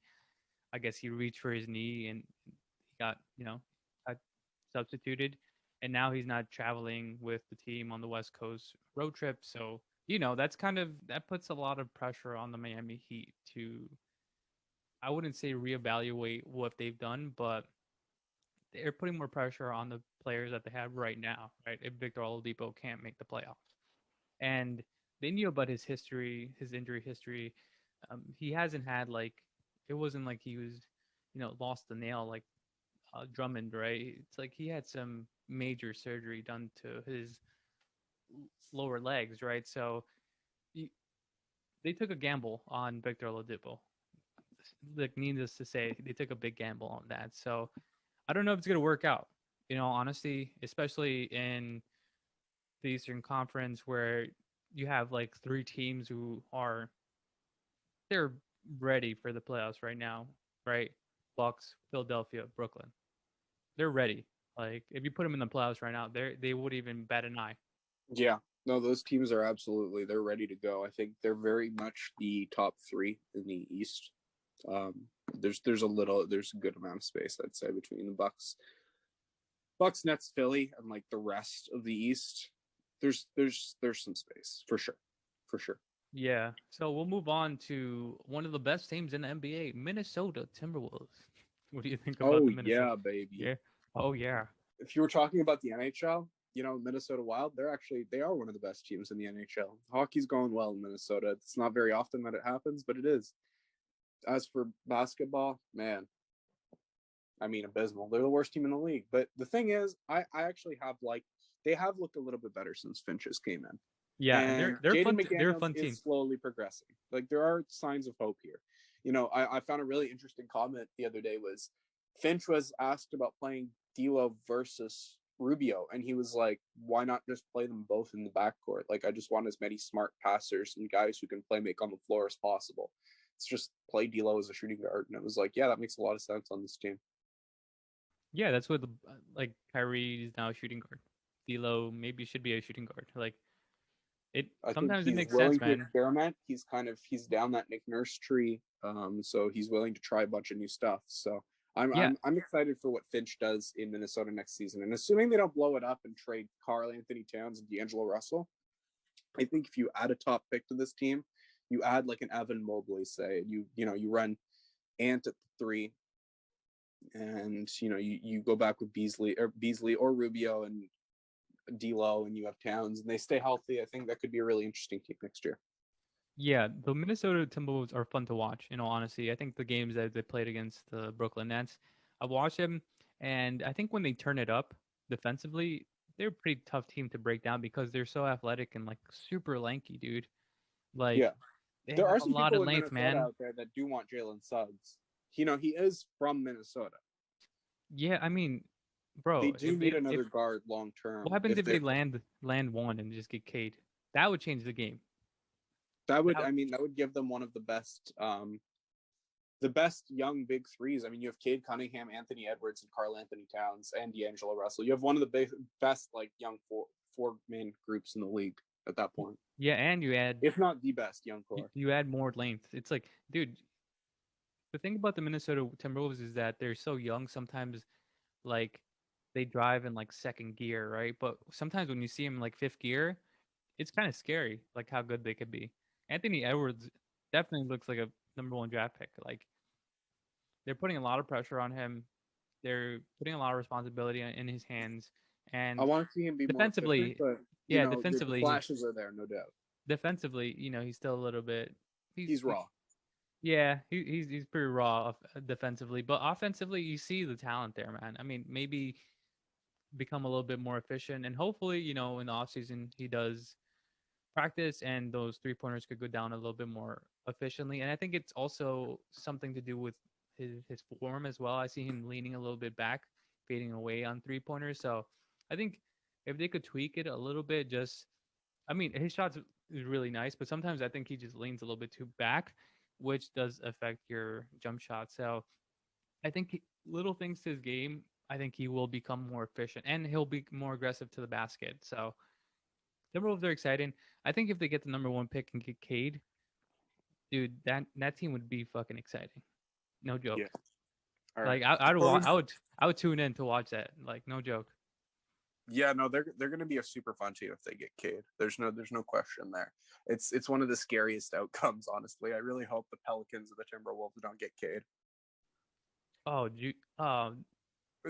Yeah, Cade with Zion would be disgusting. Like Cade and Zion. Oh my lord. I mean Zion right now. We'll talk about Zion when we get to him, which is the next team, the New Orleans Pelicans, and the new, I guess, resurgence of point forward Zion, the god. I've loved Point Zion this season. I think if there's one thing that Stan Van Gundy has done right, it's adding Zion as a playmaker, and this is something that I called actually. Not to pat my own back too much here, but I did say that Drummond's highest assist numbers were under Stan Van Gundy, and I did say that he likes to use big men as playmakers pretty consistently. It's something he's done and had interest in throughout his career as a coach. So I think Point Zion and him just having the ball in his hands more is something that we should have seen coming sooner. It's something that I think makes a lot of sense given how Zion was a point guard in school and does have a lot of those really underrated playmaking aspects to his game. And I think it's something that the Pelicans for the success of the Pelicans, they're going to have to do a lot more of, and whoever takes over as the next coach, because I don't think Stan Van is the coach that's going to get them places. Whoever takes over for Stan Van, I would like them to continue that point Zion stuff, but there's definitely some things that need to be changed. Like Zion needs the ball at the end of games, and there's a lot of questionable things happening there. Yeah, anytime they move away from Zion not having the ball in his hands, it just doesn't end up well. So I think Brandon Ingram and Zion do work together, but I do feel like they need a point guard to kind of put them in position to succeed. And I don't think Eric Bledsoe is obviously the long-term solution to the Pelicans. I haven't been really. What Tyler if Lewis has been. Tyler Lewis has been great at his like Kyrie Lewis has been for a great? rookie. For a rookie, he has been great, but it's almost like you really need a veteran point guard to kind of handle that team and put them in position to succeed, especially because they are a young team. They Kyle are Lowry on that team would be fantastic. they are like a discombobulated team. It's kind of weird. It's like a Salvation Army of a team. You go in there, just a bunch of things all over, like acoustic guitar, army jacket. You got a piano over there. It doesn't fit. Yeah. Like it just. I have no idea what the Pelicans are. It's just a thrift shop, you know. So you go in there, you browse, and you're like, "What is this thing?" You have to like go on Reddit. I sometimes I look at the Pelicans. I'm like, who the fuck put this team together, man? Like a psycho? Like Charles Manson put this team together? It was just like picking names out of a random hat. But Zion's the one consistent player that I'm like, this guy is unstoppable as a point guard, like a point forward. Power forwards are too small for him. Centers are too slow for him. I don't know. I don't even Baby Shaq. Like that's what he's so efficient in the A paint. lot of people have been calling him that. You know, I think the interesting thing, the interesting conversation. So I got the opportunity to sit down with a Pels fan recently and actually have a conversation about the Pelicans. And he said the most interesting thing to me the other day, and it's something that I wanted to bring up on this podcast when we talked about New Orleans. He said to me, what if we've been looking at this the wrong way the whole time? And what if the best way to make Zion and Ingram work is to play Ingram as a shooting guard? You know, he's not a defender. He's not. And maybe having someone like OG Anunoby on this team, say you get that real point guard that you need, right? The flipper. And then you have OG at the 3 and Brandon Ingram at the 2, and you have a spacing center that can protect the rim, say Miles Turner at the 5. I think you're probably better off than you are at having a defensive 2, say. Yeah, I think like if honestly, you get Is Jalen Suggs. Brandon Ingram at the 2 the way forward with this team? You get Jalen Suggs on a team. You put Ingram at the 2. Zion. Like that's a nice backcourt, right? Because I don't think Lonzo's long term for this team. No, he's not. I mean, he's on borrowed time. He's coming off the bench, like when they play. So I don't know. And also, the players on the team sort of don't make sense with the star players they have, right? They're just too big. They clog up the space. They don't stretch the floor. Like, why do you have Jackson Hayes and Steven Adams? It's almost like overlapping talent. So they do the Yeah, same I don't things. get that either. I mean, Honestly, I Steven never got Adams. drafted. Steven Adams is better than Jackson Hayes. So I'd rather have Steven Adams because he's physical, gets offensive rebounds, sets picks, knows how to seal. Like he does all the dirty things. So it's almost like Jackson Hayes. Like why? I still don't have much hope in Jackson Hayes. Yeah, it was a terrible pick. They wasted that pick. In all honesty, it's just it doesn't make sense. I mean, at the time I was kind of high on Jackson Hayes. I was like, oh, he could be like a Jared Allen, but he's a little, he's great at like alley oops, pick and rolls, and stuff like that. But there's a lot of overlapping talent on that team, and they need to just take out more than put in. Yeah, they need to figure out a way to make it work. What if, another thought that I had is like, what if Zion's just the point guard here? I don't think he is, but what if he is? Like, what if we're looking at it wrong and Zion Ingram aren't your forwards, but they're actually your guards? Yeah, I think you always need like a player. I think it's becoming kind of that situation in NBA where you kind of need multiple ball handlers. Like if you don't have 2 ball handlers, some teams they're gonna double you, and then you get into really sticky situations. So I think if you have a secondary, like, what if your point guard shooting guard is Zion Ingram, and you just play Zion as you would De'Aaron Fox? So. Yeah, I mean, you could just do like that quick coming up the court handoff, what the Kings do, that 1-2 motion with Halliburton and Fox, right? They do need that Halliburton though. I mean, technically that's supposed to be Lonzo, but I feel Different like player. Halliburton's better at running half court offense than Lonzo is, and he's also just more reliable of a free throw shooter. Although I guess He's gotten Lonzo has better. taken massive steps, Yeah, but for he's gotten way better. relative to his age, Halliburton is a more reliable and consistent shooter than Lonzo was at his age. That's not to say that like Halliburton won't be like Halliburton. You know, he might not be better than Lonzo is now, but we'll see. Like he's on a better track. Correct. Yeah, I mean, Lonzo has taken really great steps to become a better shooter, at least a more consistent shooter. His form is better. Like everything's better about Lonzo. He's going to get paid this offseason. So we'll move on to the New York Knickerbockers. What do you feel about the New York Knicks? I think the Knicks are careening down very quickly. Do you That's what think I that's think. just the grind and tear of the season, especially in Tom Thibodeau's kind of rigorous systems? And he's had, I think he's had a track record of wearing some teams down. So yeah, the New York Knicks basically right now are trending downwards. I do think like they have a sort of identity now, whereas the past, I would say 5-6 years, they have kind of been lost. They do have a sort of identity on defense. It's, you know, putting a lot of emphasis on defense. They're one of the best defensive teams, but obviously they're one of the worst offensive teams in the NBA. So the point of margin of, you know, like plus and minus isn't going to be very far. They definitely need another go-to option than Julius Randle. RJ Barrett's gradual progression has hit a like a nice leap though. He's It actually, has, you know, he's been yeah, really he's nice underrated. this I think year. he's Like been shooting like 45% in his past 20 some games. It's I been think quite good. I think Anthony Edwards motivated him, saying like we wanted RJ Barrett to take that last shot. So, and he's honestly, I think he's put a little couple of moves in his arsenal. He has like this little step back, mid-range jumper. I actually do like progression I see from RJ Barrett, and I think next year if he like ups that 3-point percentage next year, I think he could possibly, in all honesty, I think he could be an all-star at one point in his career. I absolutely agree that RJ could be an all-star in his career. It's just going to be about finding that more consistent scoring inside, and I also want him to be more aggressive. Like I feel like he could dominate some people just yeah, just with more his. consistent numbers. Like what he's doing right now, I want to see that projected for like a whole season. And if he can do that, I mean, yeah, I think he absolutely deserves to be an all-star. Yeah, so I do like the projections of some players on this team, like, you know, Randall, All Star, right? You have RJ Barrett, and I do like Emmanuel quickly. So I I like mean, Mitchell Robinson a lot as well. I think yeah. Oh, Quickly's it just sucks, probably a man. better.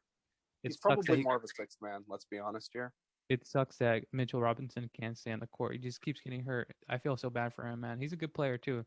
So Yeah, Emmanuel they're quickly, running yeah, Nerlens Noel as their starting center right now, and he's been doing a pretty decent job. Emmanuel quickly is a sixth man, but he also could play like the shooting guard, combo guard. I think easily he could easily play that. It's depends on who is playing the point guard position. I know Alfred Payne is just kind of like He's a he's got stand-in for it now. yeah, yeah. I mean like I I love do him. think they'll grab like Sharif Cooper or Josh Giddey. One of those two, 100%, is going to be a Nick next season. I do believe that Alfred Payne, you got to give him his due. He's a great defensive point guard, but he's severely limited offensively. So I think if they do get one of those hybrid point guard shooting guards, it would be really nice for the Knicks. I mean, like I don't know where Imagine they're. Suggs on this team. My lord, yeah. We both know like New York Knicks definitely need a guard in this upcoming draft. So we'll move on to the Oklahoma City Thunder, um, who basically sent Al Horford on vacation early this year. Yep. Yeah. I mean, there's not much to say there. I think even next season is going to be questionable for moving Al because I think he has like what 2 more seasons of 20 some mil or like it's like one more season of 20 some and then like 14 guaranteed or something like that. He still feels like too much for Al Horford, you know? Oh, it's too much for him. Yeah, easy. Yeah, like I just don't think they're going to be able to move him in the off season, and I don't know what happens next year. It's like, does he just keep sitting? Do they buy him out at a certain point? What happens with Horford? Because if teams feel like they could put, like, who's going to give assets to Thunder when they can just assume that, you know, it's kind of like a Drummond situation where the Thunder is like, they're looking for somebody to take them, but every other team knows if they don't offer anything, he'll be bought out and they could get him for free. Yeah. That's Yeah. kind Yeah. of what I feel like it is. Like, I feel like OKC has no more leverage here. Yeah. I mean, for the Thunder to kind of get anything, I think they'll have to attach a pick or something. Or Yeah, just like it was Horford weird to me retires or that something, right? it's weird to me that Horford's sitting now, because if Horford wasn't sitting for these last 20 games, it'd be a lot easier to sell him. Also, you have But like now it's like, they signed Moses Brown to a contract, you know, so like I guess they just wanted to develop him. yeah, and like Poco's doing good, your boy, he's doing good now, like showing potential, right? Yeah, He's moving quicker now, so he's Poku is processing. moving quicker than I thought. Yeah, Really, I really. he's processing way quicker. His foot speed's quicker now, so I'm like, I don't know what's happening to him. He was extremely young. I He's a remember. guy that I think is like, honestly, this past run has told me everything I need to know. You know, the fact that he went from being one of the worst players in the NBA, went to the bubble for a short stint, and then came back and was like, yeah, I'm not like terrible at basketball anymore, just shows me that like Poku really understands the game at a higher level. He's a guy that pre-draft, me and my friends joked about how much he loved the game. I mean, I remember seeing pictures of Poku on his Snapchat story where he's posting like the smell of this ball, the feel of this ball, and it's like a bunch That's of weird. hearts, and it's just him kissing a basketball. Or But like, I was wrong about Poku. He's definitely he's gone got a beyond. love for the game, like just a dedication, strong dedication to the game, where it's like it's all he cares about. He's got that East European love for the game, dude. It's crazy. He's honestly, he's got that almost that Kobe mindset with his grind for the game, like that tireless, never ending work ethic. I don't know about that. That's a crazy one. But yeah, I mean, no, I he's really think that Poku has this love for the game. Like I mean, they all love the game, dude. They all love the game. It's like Poku, like you have Poku to love the game to play with a basketball in his bed like a teddy bear. Like this yeah, guy, I mean, me too, man. But the game. I mean, me too. But I'm, you know, I don't know, man. I think Poku has the will. Come on. I mean, my comp to him is like modern version of Andrei Karolinko. That's what my comp is. He's like, I don't even know what a good comp for Poku is. Truth be told, but... I am telling you, dude. He is straight up like the modern version of this guy. He exactly like if Andrei Karolinko I don't know if he's as good of a defender as Andrei. No, he's not. He's not better than. Yeah, he's not as good of a defender. Because I know Andrei. I know AK-47 is like offensively one of the great defenders of the offensively he reminds me of Andrei Karolinko if he was like if he was I think born he's a better playmaker. I think he's a better playmaker. If Andrei Karolinko was born in like 2000 and he was drafted, you know, last year, that would have been him, you know, like he just moves like him. He got like a little swag to him, dude. So, you know, good for Poku, dude, because you know, I remember we bet that he was gonna get drafted in the second round. He didn't. We bet. And we did. I mean, I bet that he wasn't gonna get drafted in the first round, and I lost the bet. So it is what it is. I had Poku top 10 on my board. Yeah, he's not top 10 though, but I mean, like, yeah, he's good. I think he'll be top 10 once everyone's career is done. We'll see, man. We'll see, man, because like Oklahoma City, like you're getting some saturated fucking stats because they have I wouldn't say they have a shit team, but like it's a fucking young team that I think him and Maladon really have all the room to grow now. Oh man, that's like the perfect team for them. They were, you know, they were drafted by what, like Portland or some shit. Like they wouldn't be like this, you know. So like, I ever happy to see them go there. So like that's the perfect situation for Maladon and Poku. Like perfect. You have all these other bunch of players that are doing the same thing, like Lou Dort, and you have Moses Brown. I think Maladon has actually been the Thunder's like best rookie this year, and he has the most like. He's had the most performances where it's like very obvious that he could repeat this. When Poku plays well, it's like, okay, is this good or is this a one-off? You know what I mean? Oh yeah, yeah, where yeah. I mean, where what it's like when you see Maladin play, you're like, okay, this guy's going to be a good guard for very many years. I mean, this is a guy that in Europe before he was in the NBA, rather than just be given the keys to an organization, I've said this before with like Killian Hayes, where the team in Germany was basically there just to get him drafted. That's their whole thing, is like they want to get prospects drafted, that German club, because it means more top prospects will go to their team, therefore giving them more advertisement. They're not a big team. But when you compare that to what Theo was going through, I mean, it's the team that was owned by Tony Parker. Asvel is a big program in France, and it's a competitive team trying to actually do things. He had to beat out former Heat player Norris Cole for his starting spot. A former NBA player who's not young, or he's not old, sorry. Norris Cole's still like, I mean, I think he's like early 30s. He's still capable of doing stuff, yeah, but like Norris Cole, like 3'6". I understand though. No, Theo's but nice though, yeah. man. But I'm saying he had to beat out like an actual NBA level player rather than just be given the keys, given all the opportunities, and like The just Killing Hayes. basically, yeah, he had to actually work his way up, and that's why Theo, while his situation wasn't as beneficial to his draft stock, obviously always displayed the more potential, in my opinion. We'll move on to the Orlando Magic, who are now running a crazy lineup. They're running I like love it. Okiki, RJ Hampton, fucking. I think they had who did they have? I think now they have Mo Bamba running that lineup, right? No, they have Wendell Carter Jr. and they have Totally forgot I about think Wendell it's Otto Carter. Porter, or like it's somebody's running the four. I know Akiki's the three. Um, Terrence Ross. yeah. Terrence Ross. I Oh, think it's Terrence like Ross is coming off the bench. I he's actually coming can't off the believe that. bench.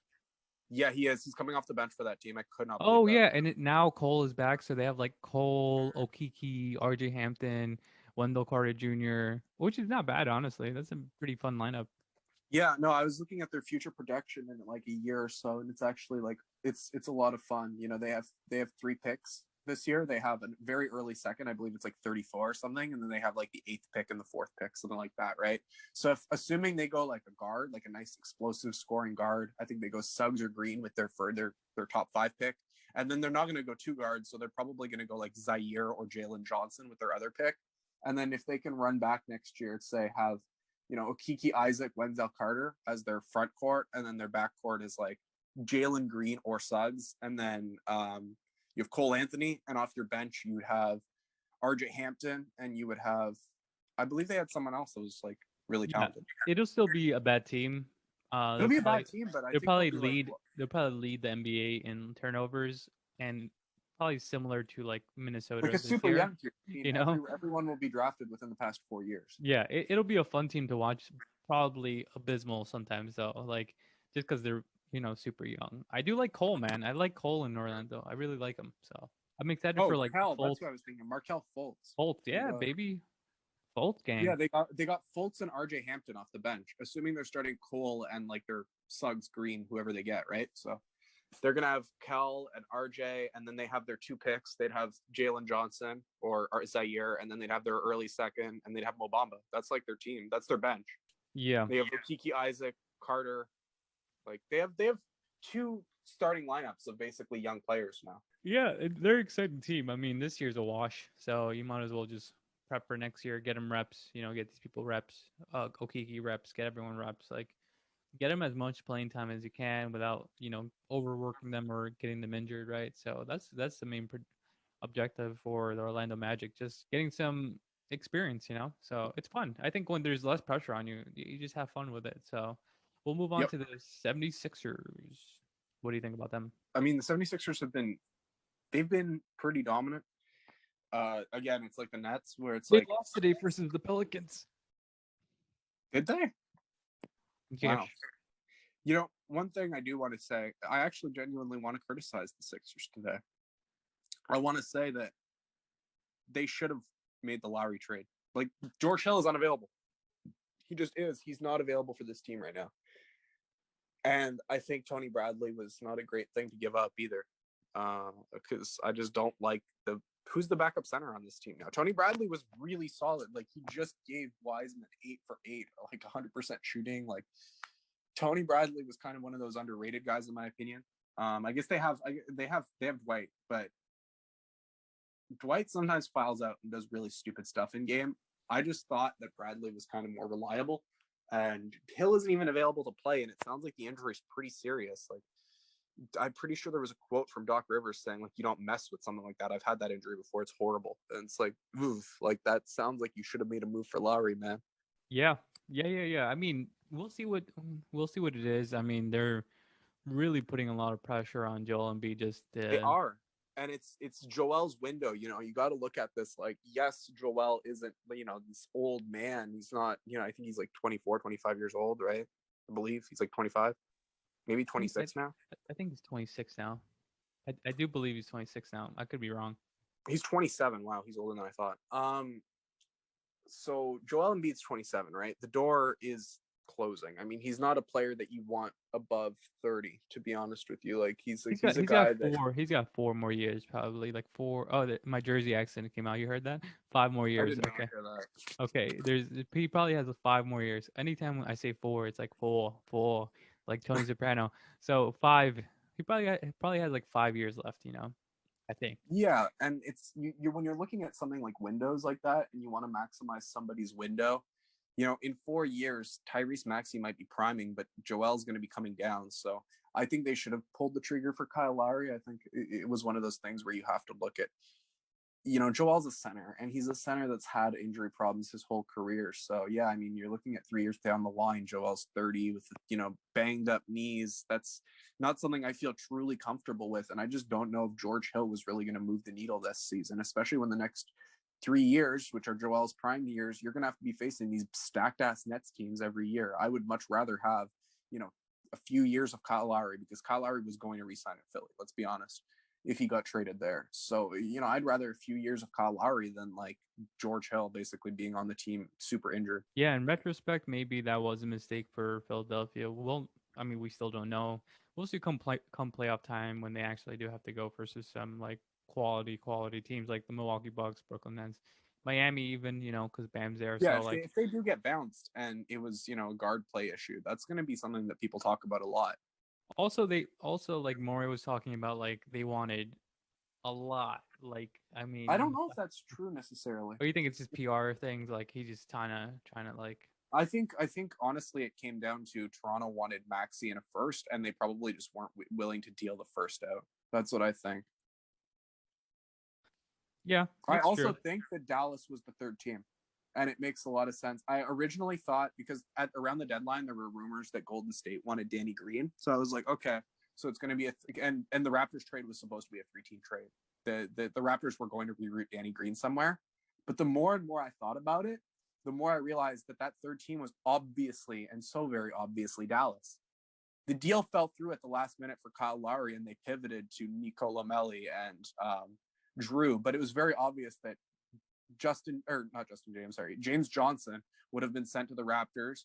The Mavericks were in on Danny Green a couple of years ago. They always wanted Danny, so he would have went to the Mavs with presumably what would have been Vincent Poirier, and then the Raptors would have gotten. I think Vincent Poirier got a European contract. Yeah, I think they bought him out after the deadline, but if they wanted him to be used for, he would have been used in Kyle Lowry's salary package. Yeah, I mean, we'll see, man. In retrospect, we always could say like it was a bad move, but we'll see. Come playoff time for sure. I mean, Joel Embiid, he looked good coming off, that injury. He just dropped like an easy 35 against the Boston Celtics. So, he did have like that massive brace. Yeah, he looked like Megatron out there. Had so much metal, but yeah, I mean, hopefully he stays healthy. I think for the audience and for fans, it's better if like you have all the stars there, right? So, I'm super excited for any series that Philadelphia's in because it's going to be spicy. That's for sure, Yeah, it's going to be a real fun series to watch. I really want to see Giannis versus Embiid this year. I think it would be less fun to see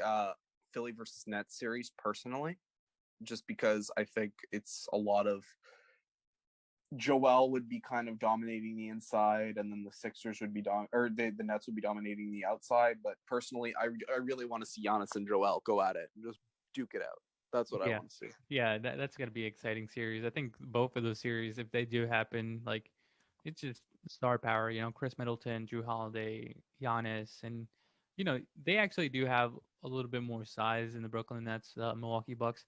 I just don't know if they have that extra gear like the Brooklyn Nets probably do because of KD, Kyrie, James Harden. So I mean that's like you have ridiculous firepower with those three people and those three players like healthy, fully healthy. So um, yeah, exciting times, dude. So we'll move on to the Phoenix Suns. How do you feel about the Phoenix Suns? Should Chris Paul be in the MVP consideration? No, I don't think he should be. I think that's a little bit ridiculous that people are putting him there. I get the whole the whole Nash argument, but I mean, let's be honest, people were making that argument that Nash shouldn't have won that MVP years and years before this. So I don't know why that's now being used as an argument as to why somebody should win an MVP. Whenever everybody talks about MVPs that should have went to somebody else. Everybody talks about that year where Nash won it and it should have went to Shaq. So I don't know why people are kind of bringing this up as a legit argument when, it's one of the biggest travesties in the MVP award voting. I think, and I said this preseason, I said this, you could go listen to the tapes. I don't care. I always said Jokic was going to be the MVP. I said it before the season. I knew this was going to happen. I'm 100% locked in on this take. I'm taking my credit here. Jokic has been dominant all season. I mean, he's putting together one of the best offensive seasons ever, period. And he's just a guy that you put the ball in his hands and he makes magic happen. He'll make that play. He'll find that cutter. He'll find the open man. He'll pass correctly out of the double team. He'll shoot when he needs to and pass it out when he needs, like when it's best. The guy knows, how to play winning basketball. Bottom line. Yeah, I think he's also had like the luxury of some timeful injuries to other players like Joel Embiid and James Harden. I think even Kevin before Durant. injuries, I still had Jokic as the MVP personally. I think Joel was gonna. I think if he didn't hurt his knee, Joel Embiid was gonna win that MVP. 100%. I still, even when everybody was pulling on the whole Embiid thing, I was still on Team Jokic. I just think the playmaking and the way you could run an offense through him, he's not going to need a point guard to kind of set things up for him is really the big difference. I know Embiid can just take over a game with his physicality and his size, but the IQ on the floor and the ability to kind of outsmart everybody else is what puts Jokic ahead for me. Yeah, I still think like, the team record matters, and some of the only times that MVP has won, like a player has won an MVP is like with a bottom, I think like team still in the playoffs. I think from like 5 to 8 range was like Russell Westbrook. Pretty sure that was one. No, I know what you're saying. It's so like it's almost like I get it, but at the same time, like I think if Joel Embiid had right now, I think Jokic is the MVP. But I think if like Joel Embiid had stayed healthy, Kevin Durant had stayed healthy, like Harden had stayed healthy, LeBron had stayed healthy, like it would be a different kind of MVP race. Right now, it's like everyone's like dropped off because everyone's hurt. You know what I mean? So we'll move on to the Blazers. The Blazers. Yeah, they've been inconsistent, I think, to say the least. I think they lost. I think, it's very early, but I sort of wanted to talk about it. I think they lost the Powell trade. Powell's smaller, and he basically just kind of does the same things that Gary Trent does, but like better offensively as a shooter and like as a slasher, much, much better, like way, way, way better. As finishing inside, Norm does that 10 times better than GTJ ever would. But as a defender, I think Norm is worse, and he's smaller. I mean, Norm is 6'3" with, I don't know his wingspan. Who's stronger, though? 6'3" and without the Who's stronger? He's stronger, but I mean, he's also 6 years older. Like he's 27, 28 years old. Gary's like 22, right? So, I just think it's a trade that when we look at in the future, Gary, like that's a pretty heavy win for the Raptors. I mean, he beat a franchise record with the plus minus. He beat his career high already with 31 Oh, points. man, the plus minus is bullshit. Scored a game winner. The plus minus is totally bullshit. I know, but he's already doing stuff like first, with him coming in, and it feels weird because the Raptors haven't had a young talent like this that often. He's the prom queen right now. Come on, let's not kid ourselves. He's like the new shiny toy, So I totally understand it. I think it's, and also like I've heard rumblings from Houston or the Blazers FO that they actually won't even be able to keep Powell. That sucks. It was more just, well, he's going to be better right now. So if we want to compete right now, we might as well just switch Powell for GTJ. That's basically I can't even judge Powell on the sample size right now, and also I think Powell's value comes like towards the playoffs. I think he's going to show his value come playoff time, not in the regular season. Powell's a guy that he scores a lot. Put it on he put this on wax, man. I'm telling you, Powell's value is in the playoffs, not in the regular season. Like, he's great in the playoffs and all, but I don't know if his style of play leads to winning basketball. That's all. Because Powell was having his career year this year, but wasn't really leading us to wins particularly. He's not the worst defender, but he's not the best. We'll see. I mean, I would say he's a neutral defender, but yeah. Yeah, he's a neutral defender. Yeah, I mean, I think we'll see with Portland. Portland's always inconsistent, but sometimes they heat up at the right time. So we'll see. Honestly, come playoff time, we'll see what they do. I think they could easily upset a team in the playoffs. I could see that happening. I could also see him getting bounced in the first round. Yeah, I very much could see them getting bounced in the first round as well. But I also see him upsetting someone. That's the thing. Like, if they're all healthy, they could bounce someone. Like, I think if you know, man. I don't have very much faith in this. If you take team. them, I really don't like it, and I don't think Stotts is a good coach. I know you don't think that, but I'm telling you, if you let your guard down against the Trailblazers, they'll put it on you. People are waking up to the Stotts thing, though. They're a terrible defensive team, but offensively, they have the firepower to just outscore you. Yeah, they were running like Enes Kanter and Carmelo Anthony, and I believe CJ and Dame were on the floor at the same time at some point this year.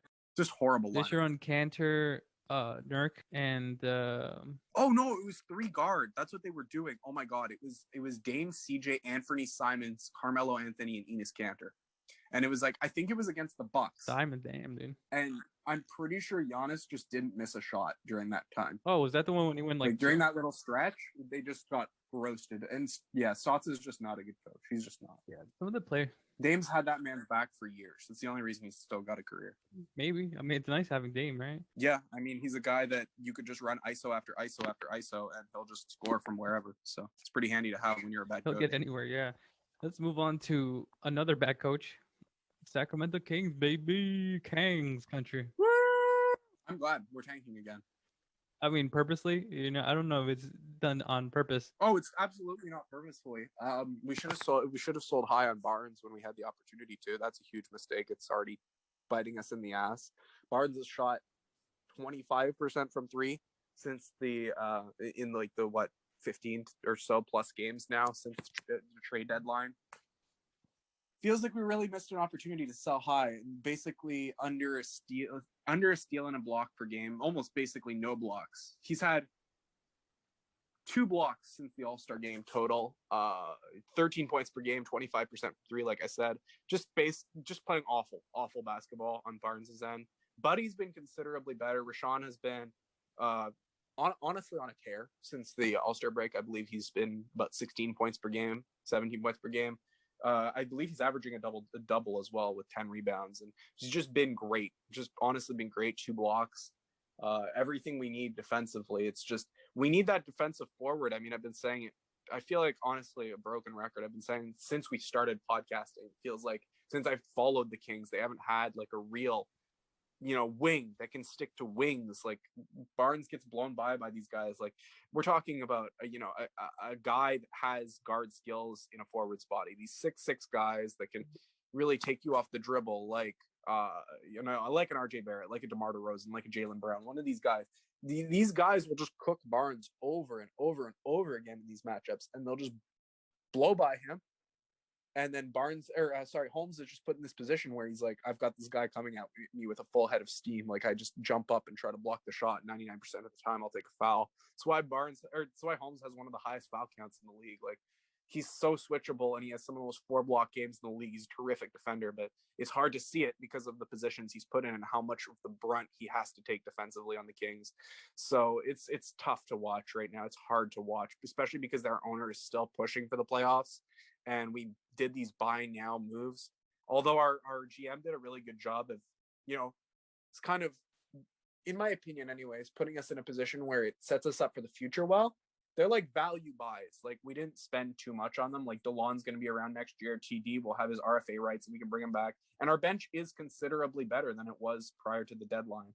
So I do like that. I think that given what Monty was told to do by ownership and by Vivek, he did what he could as a GM. I'm not going to pin that on him. I'm going to pin that on the owners constantly wanting to push for the 8th seed or the 10th seed or whatever it is now. And just putting this team in a position to not succeed in the future because they can't see the long-term effects. You know, this is a season where we should have just been tanking and threw in the towel and said, hey, there's going to be no fans. You know, it's a shortened 72-game season. Like, this should have been the season that we decided to tank because as a small market, your best chance to build is through the draft. So, yeah, just really depressing stuff from the Kings overall this season. I'm glad to see them kind of fall back into that 8-9 range. I do want to see them because I have no hope in actually making the play in. But if they get into that 8-9 range with Moses Moody's recent slip in the like draft standings, I could see him falling to us. And you know, so long as we get Moses Moody, I'm happy, I guess, by the end of the year. Let's get to the bigger story, which is the more fun story. When will Luke fired? When will Luke Walton be fired? And who will replace him? Quick. Those are the two big hitters. Well, that's one of the two biggest storylines for the Kings in the offseason. It's Luke being fired and who's going to go to keep Richaun Holmes, because Richaun Holmes wasn't dealt at the deadline, and there's not enough cap. Who do you think the candidates are for that job? What do you think? Yeah, I guess I'll go on Richaun Holmes stuff after, but the for Luke, I think the candidates are going to be like Kenny Atkinson would be a good one. I think Darvin Ham, if he wasn't already signed, I think he got an offer from Indiana. I think so too. But you know, he'd be a good guy to offer. I think Becky Hammond would be a decent person to offer the job to, or at least interview. I think Wes Unseld Jr. In Denver. I think Ime Udoka is somebody who's also worth giving a shot to. And I think Becky Hammond would make sense for the Kings. Is that a weird kind of take for that? Because I think they do need like a kick in the ass. And I do believe. I don't know if Becky Hammond is the most talented. I just feel like female coach. Hot take. That's true. I mean, she might not be the most talented female coach, but I do think the pop tree sort of has her a little bit overrated. I do believe that it would be nice for that Kings organization.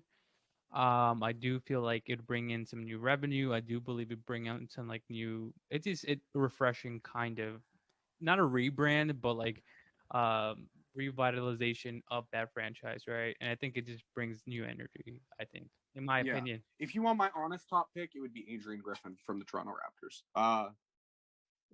I mean, the guy, he has Olympic experience. He has a championship ring.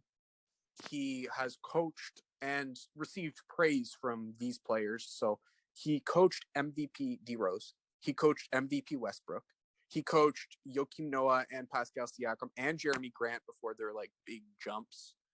Those guys all made huge jumps training with him. He already has experience with Rico Hines, which is our head.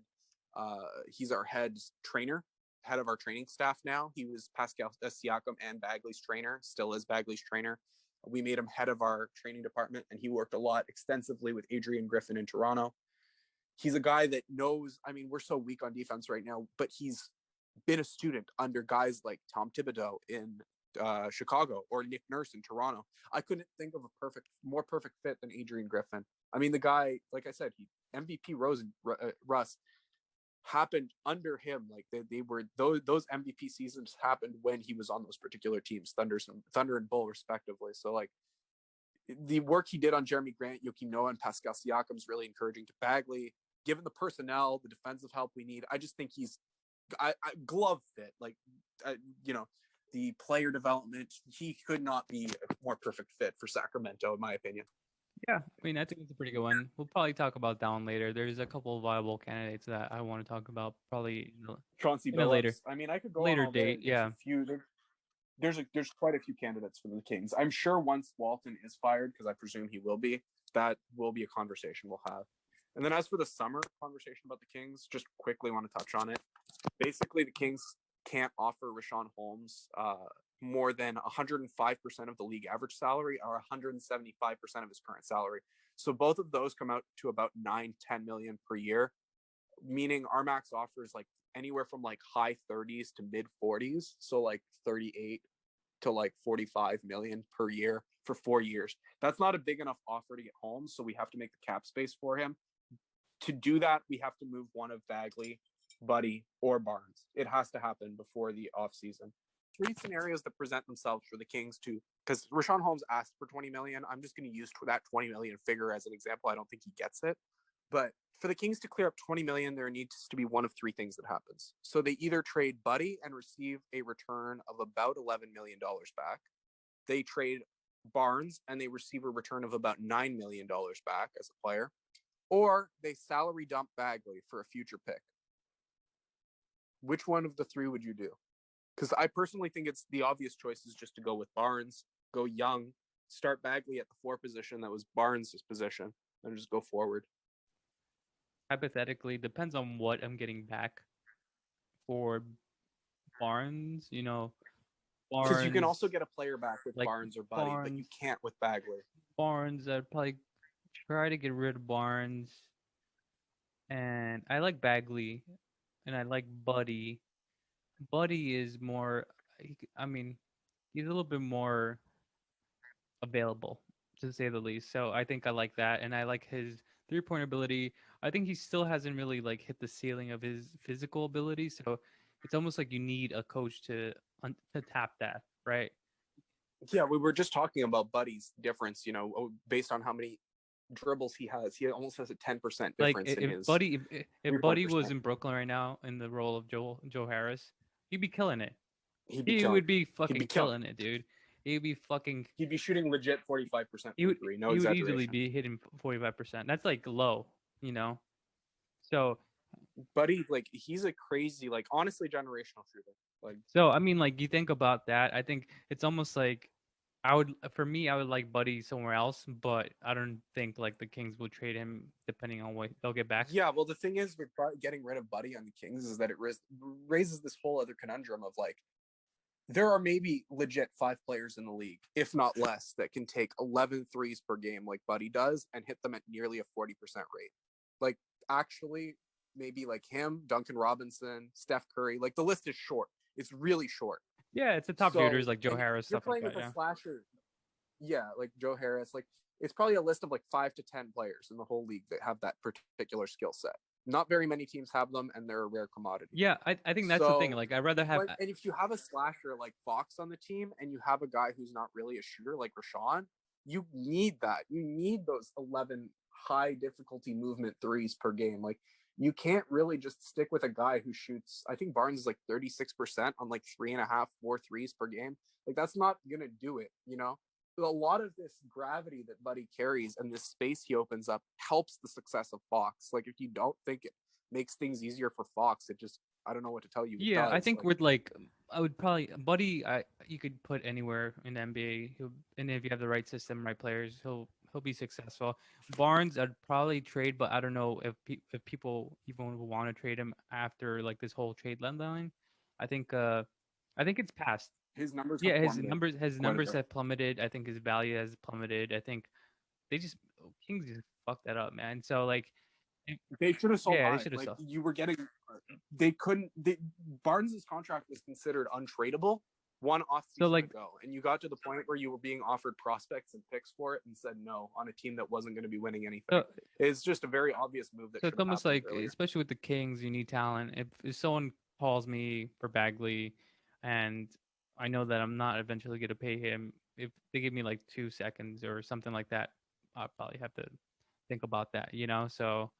And then either way, you're gonna get FOMO from Bagley. Like as soon as he goes to another team, he'd probably get to like look good, and you're gonna be like, "Fuck, we traded 2 seconds."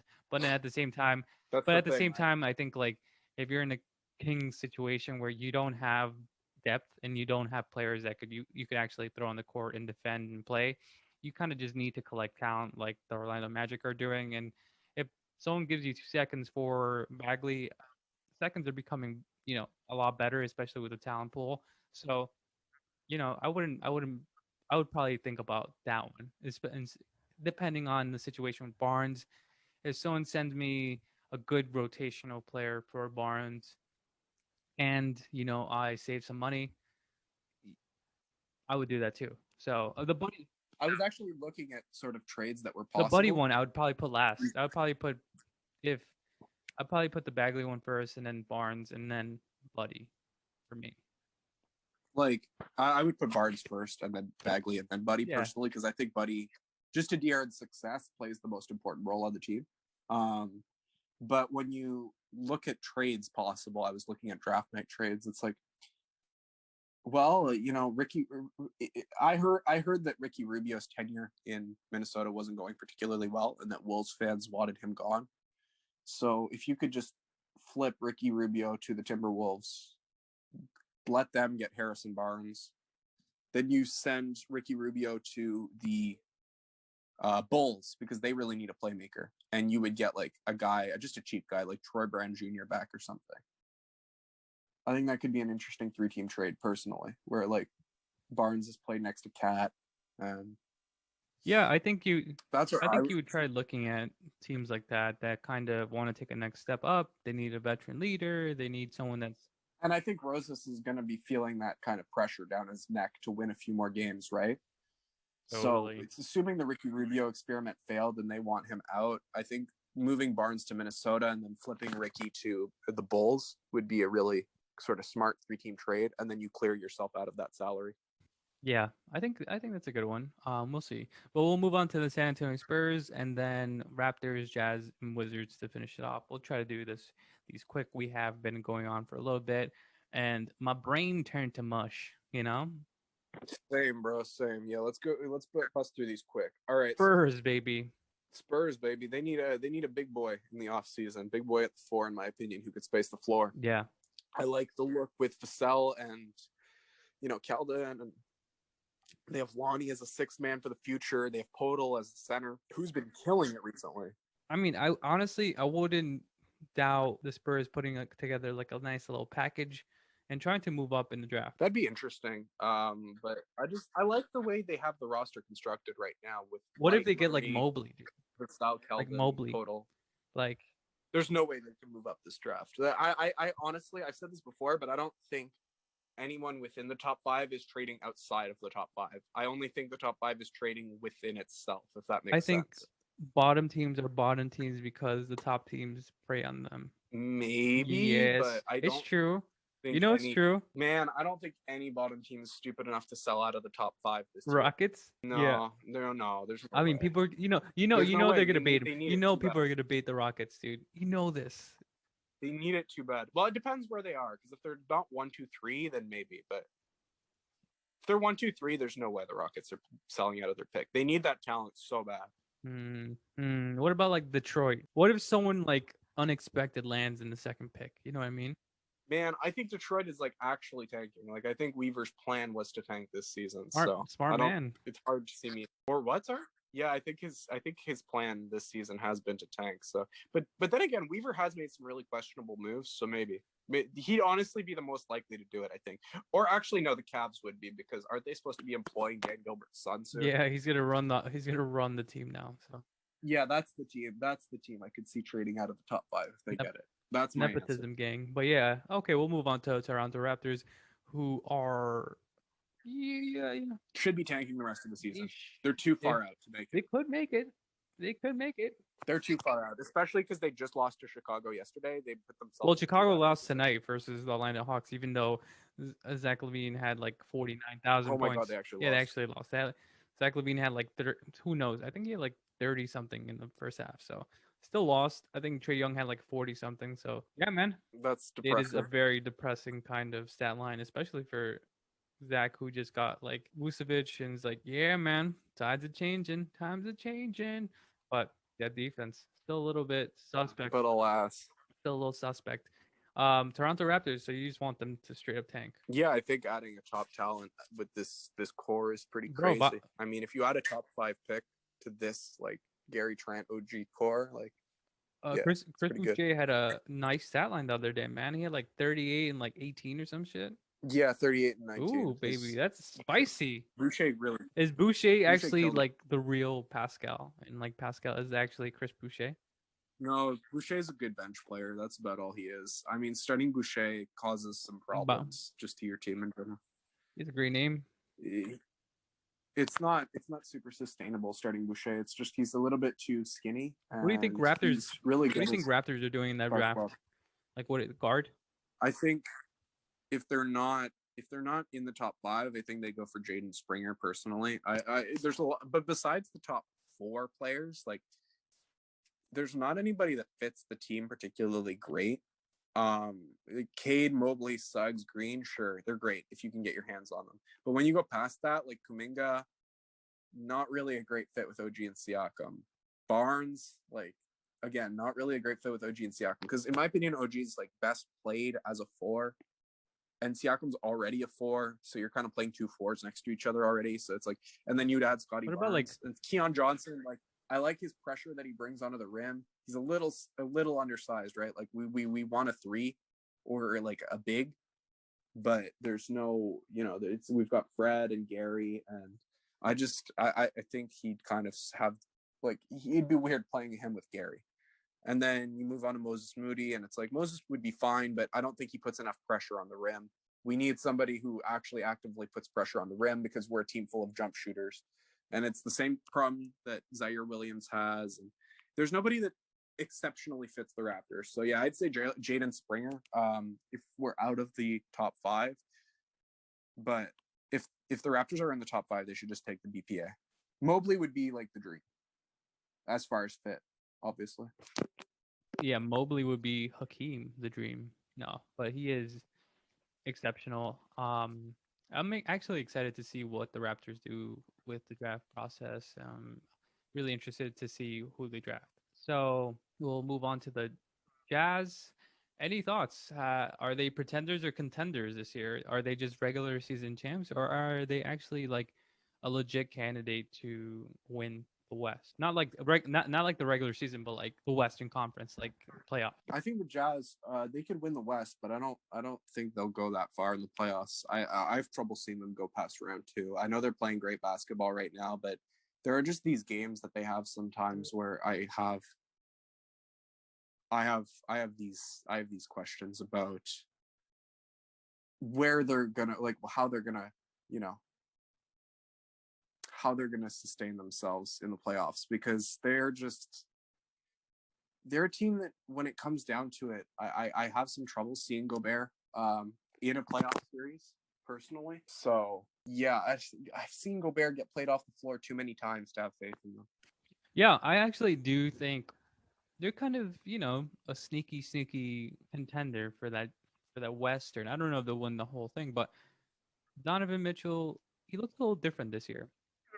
He looks a little bit different this year, in all honesty. I think he's added a couple of moves to his offensive arsenal that I haven't seen from him before. There's a couple moves I'm like, you didn't have this last year. So it just seems like he's a player that just goes to gym every day. So really excited about Donovan Mitchell, and I think Joe Ingles is just playing out of his freaking mind, dude.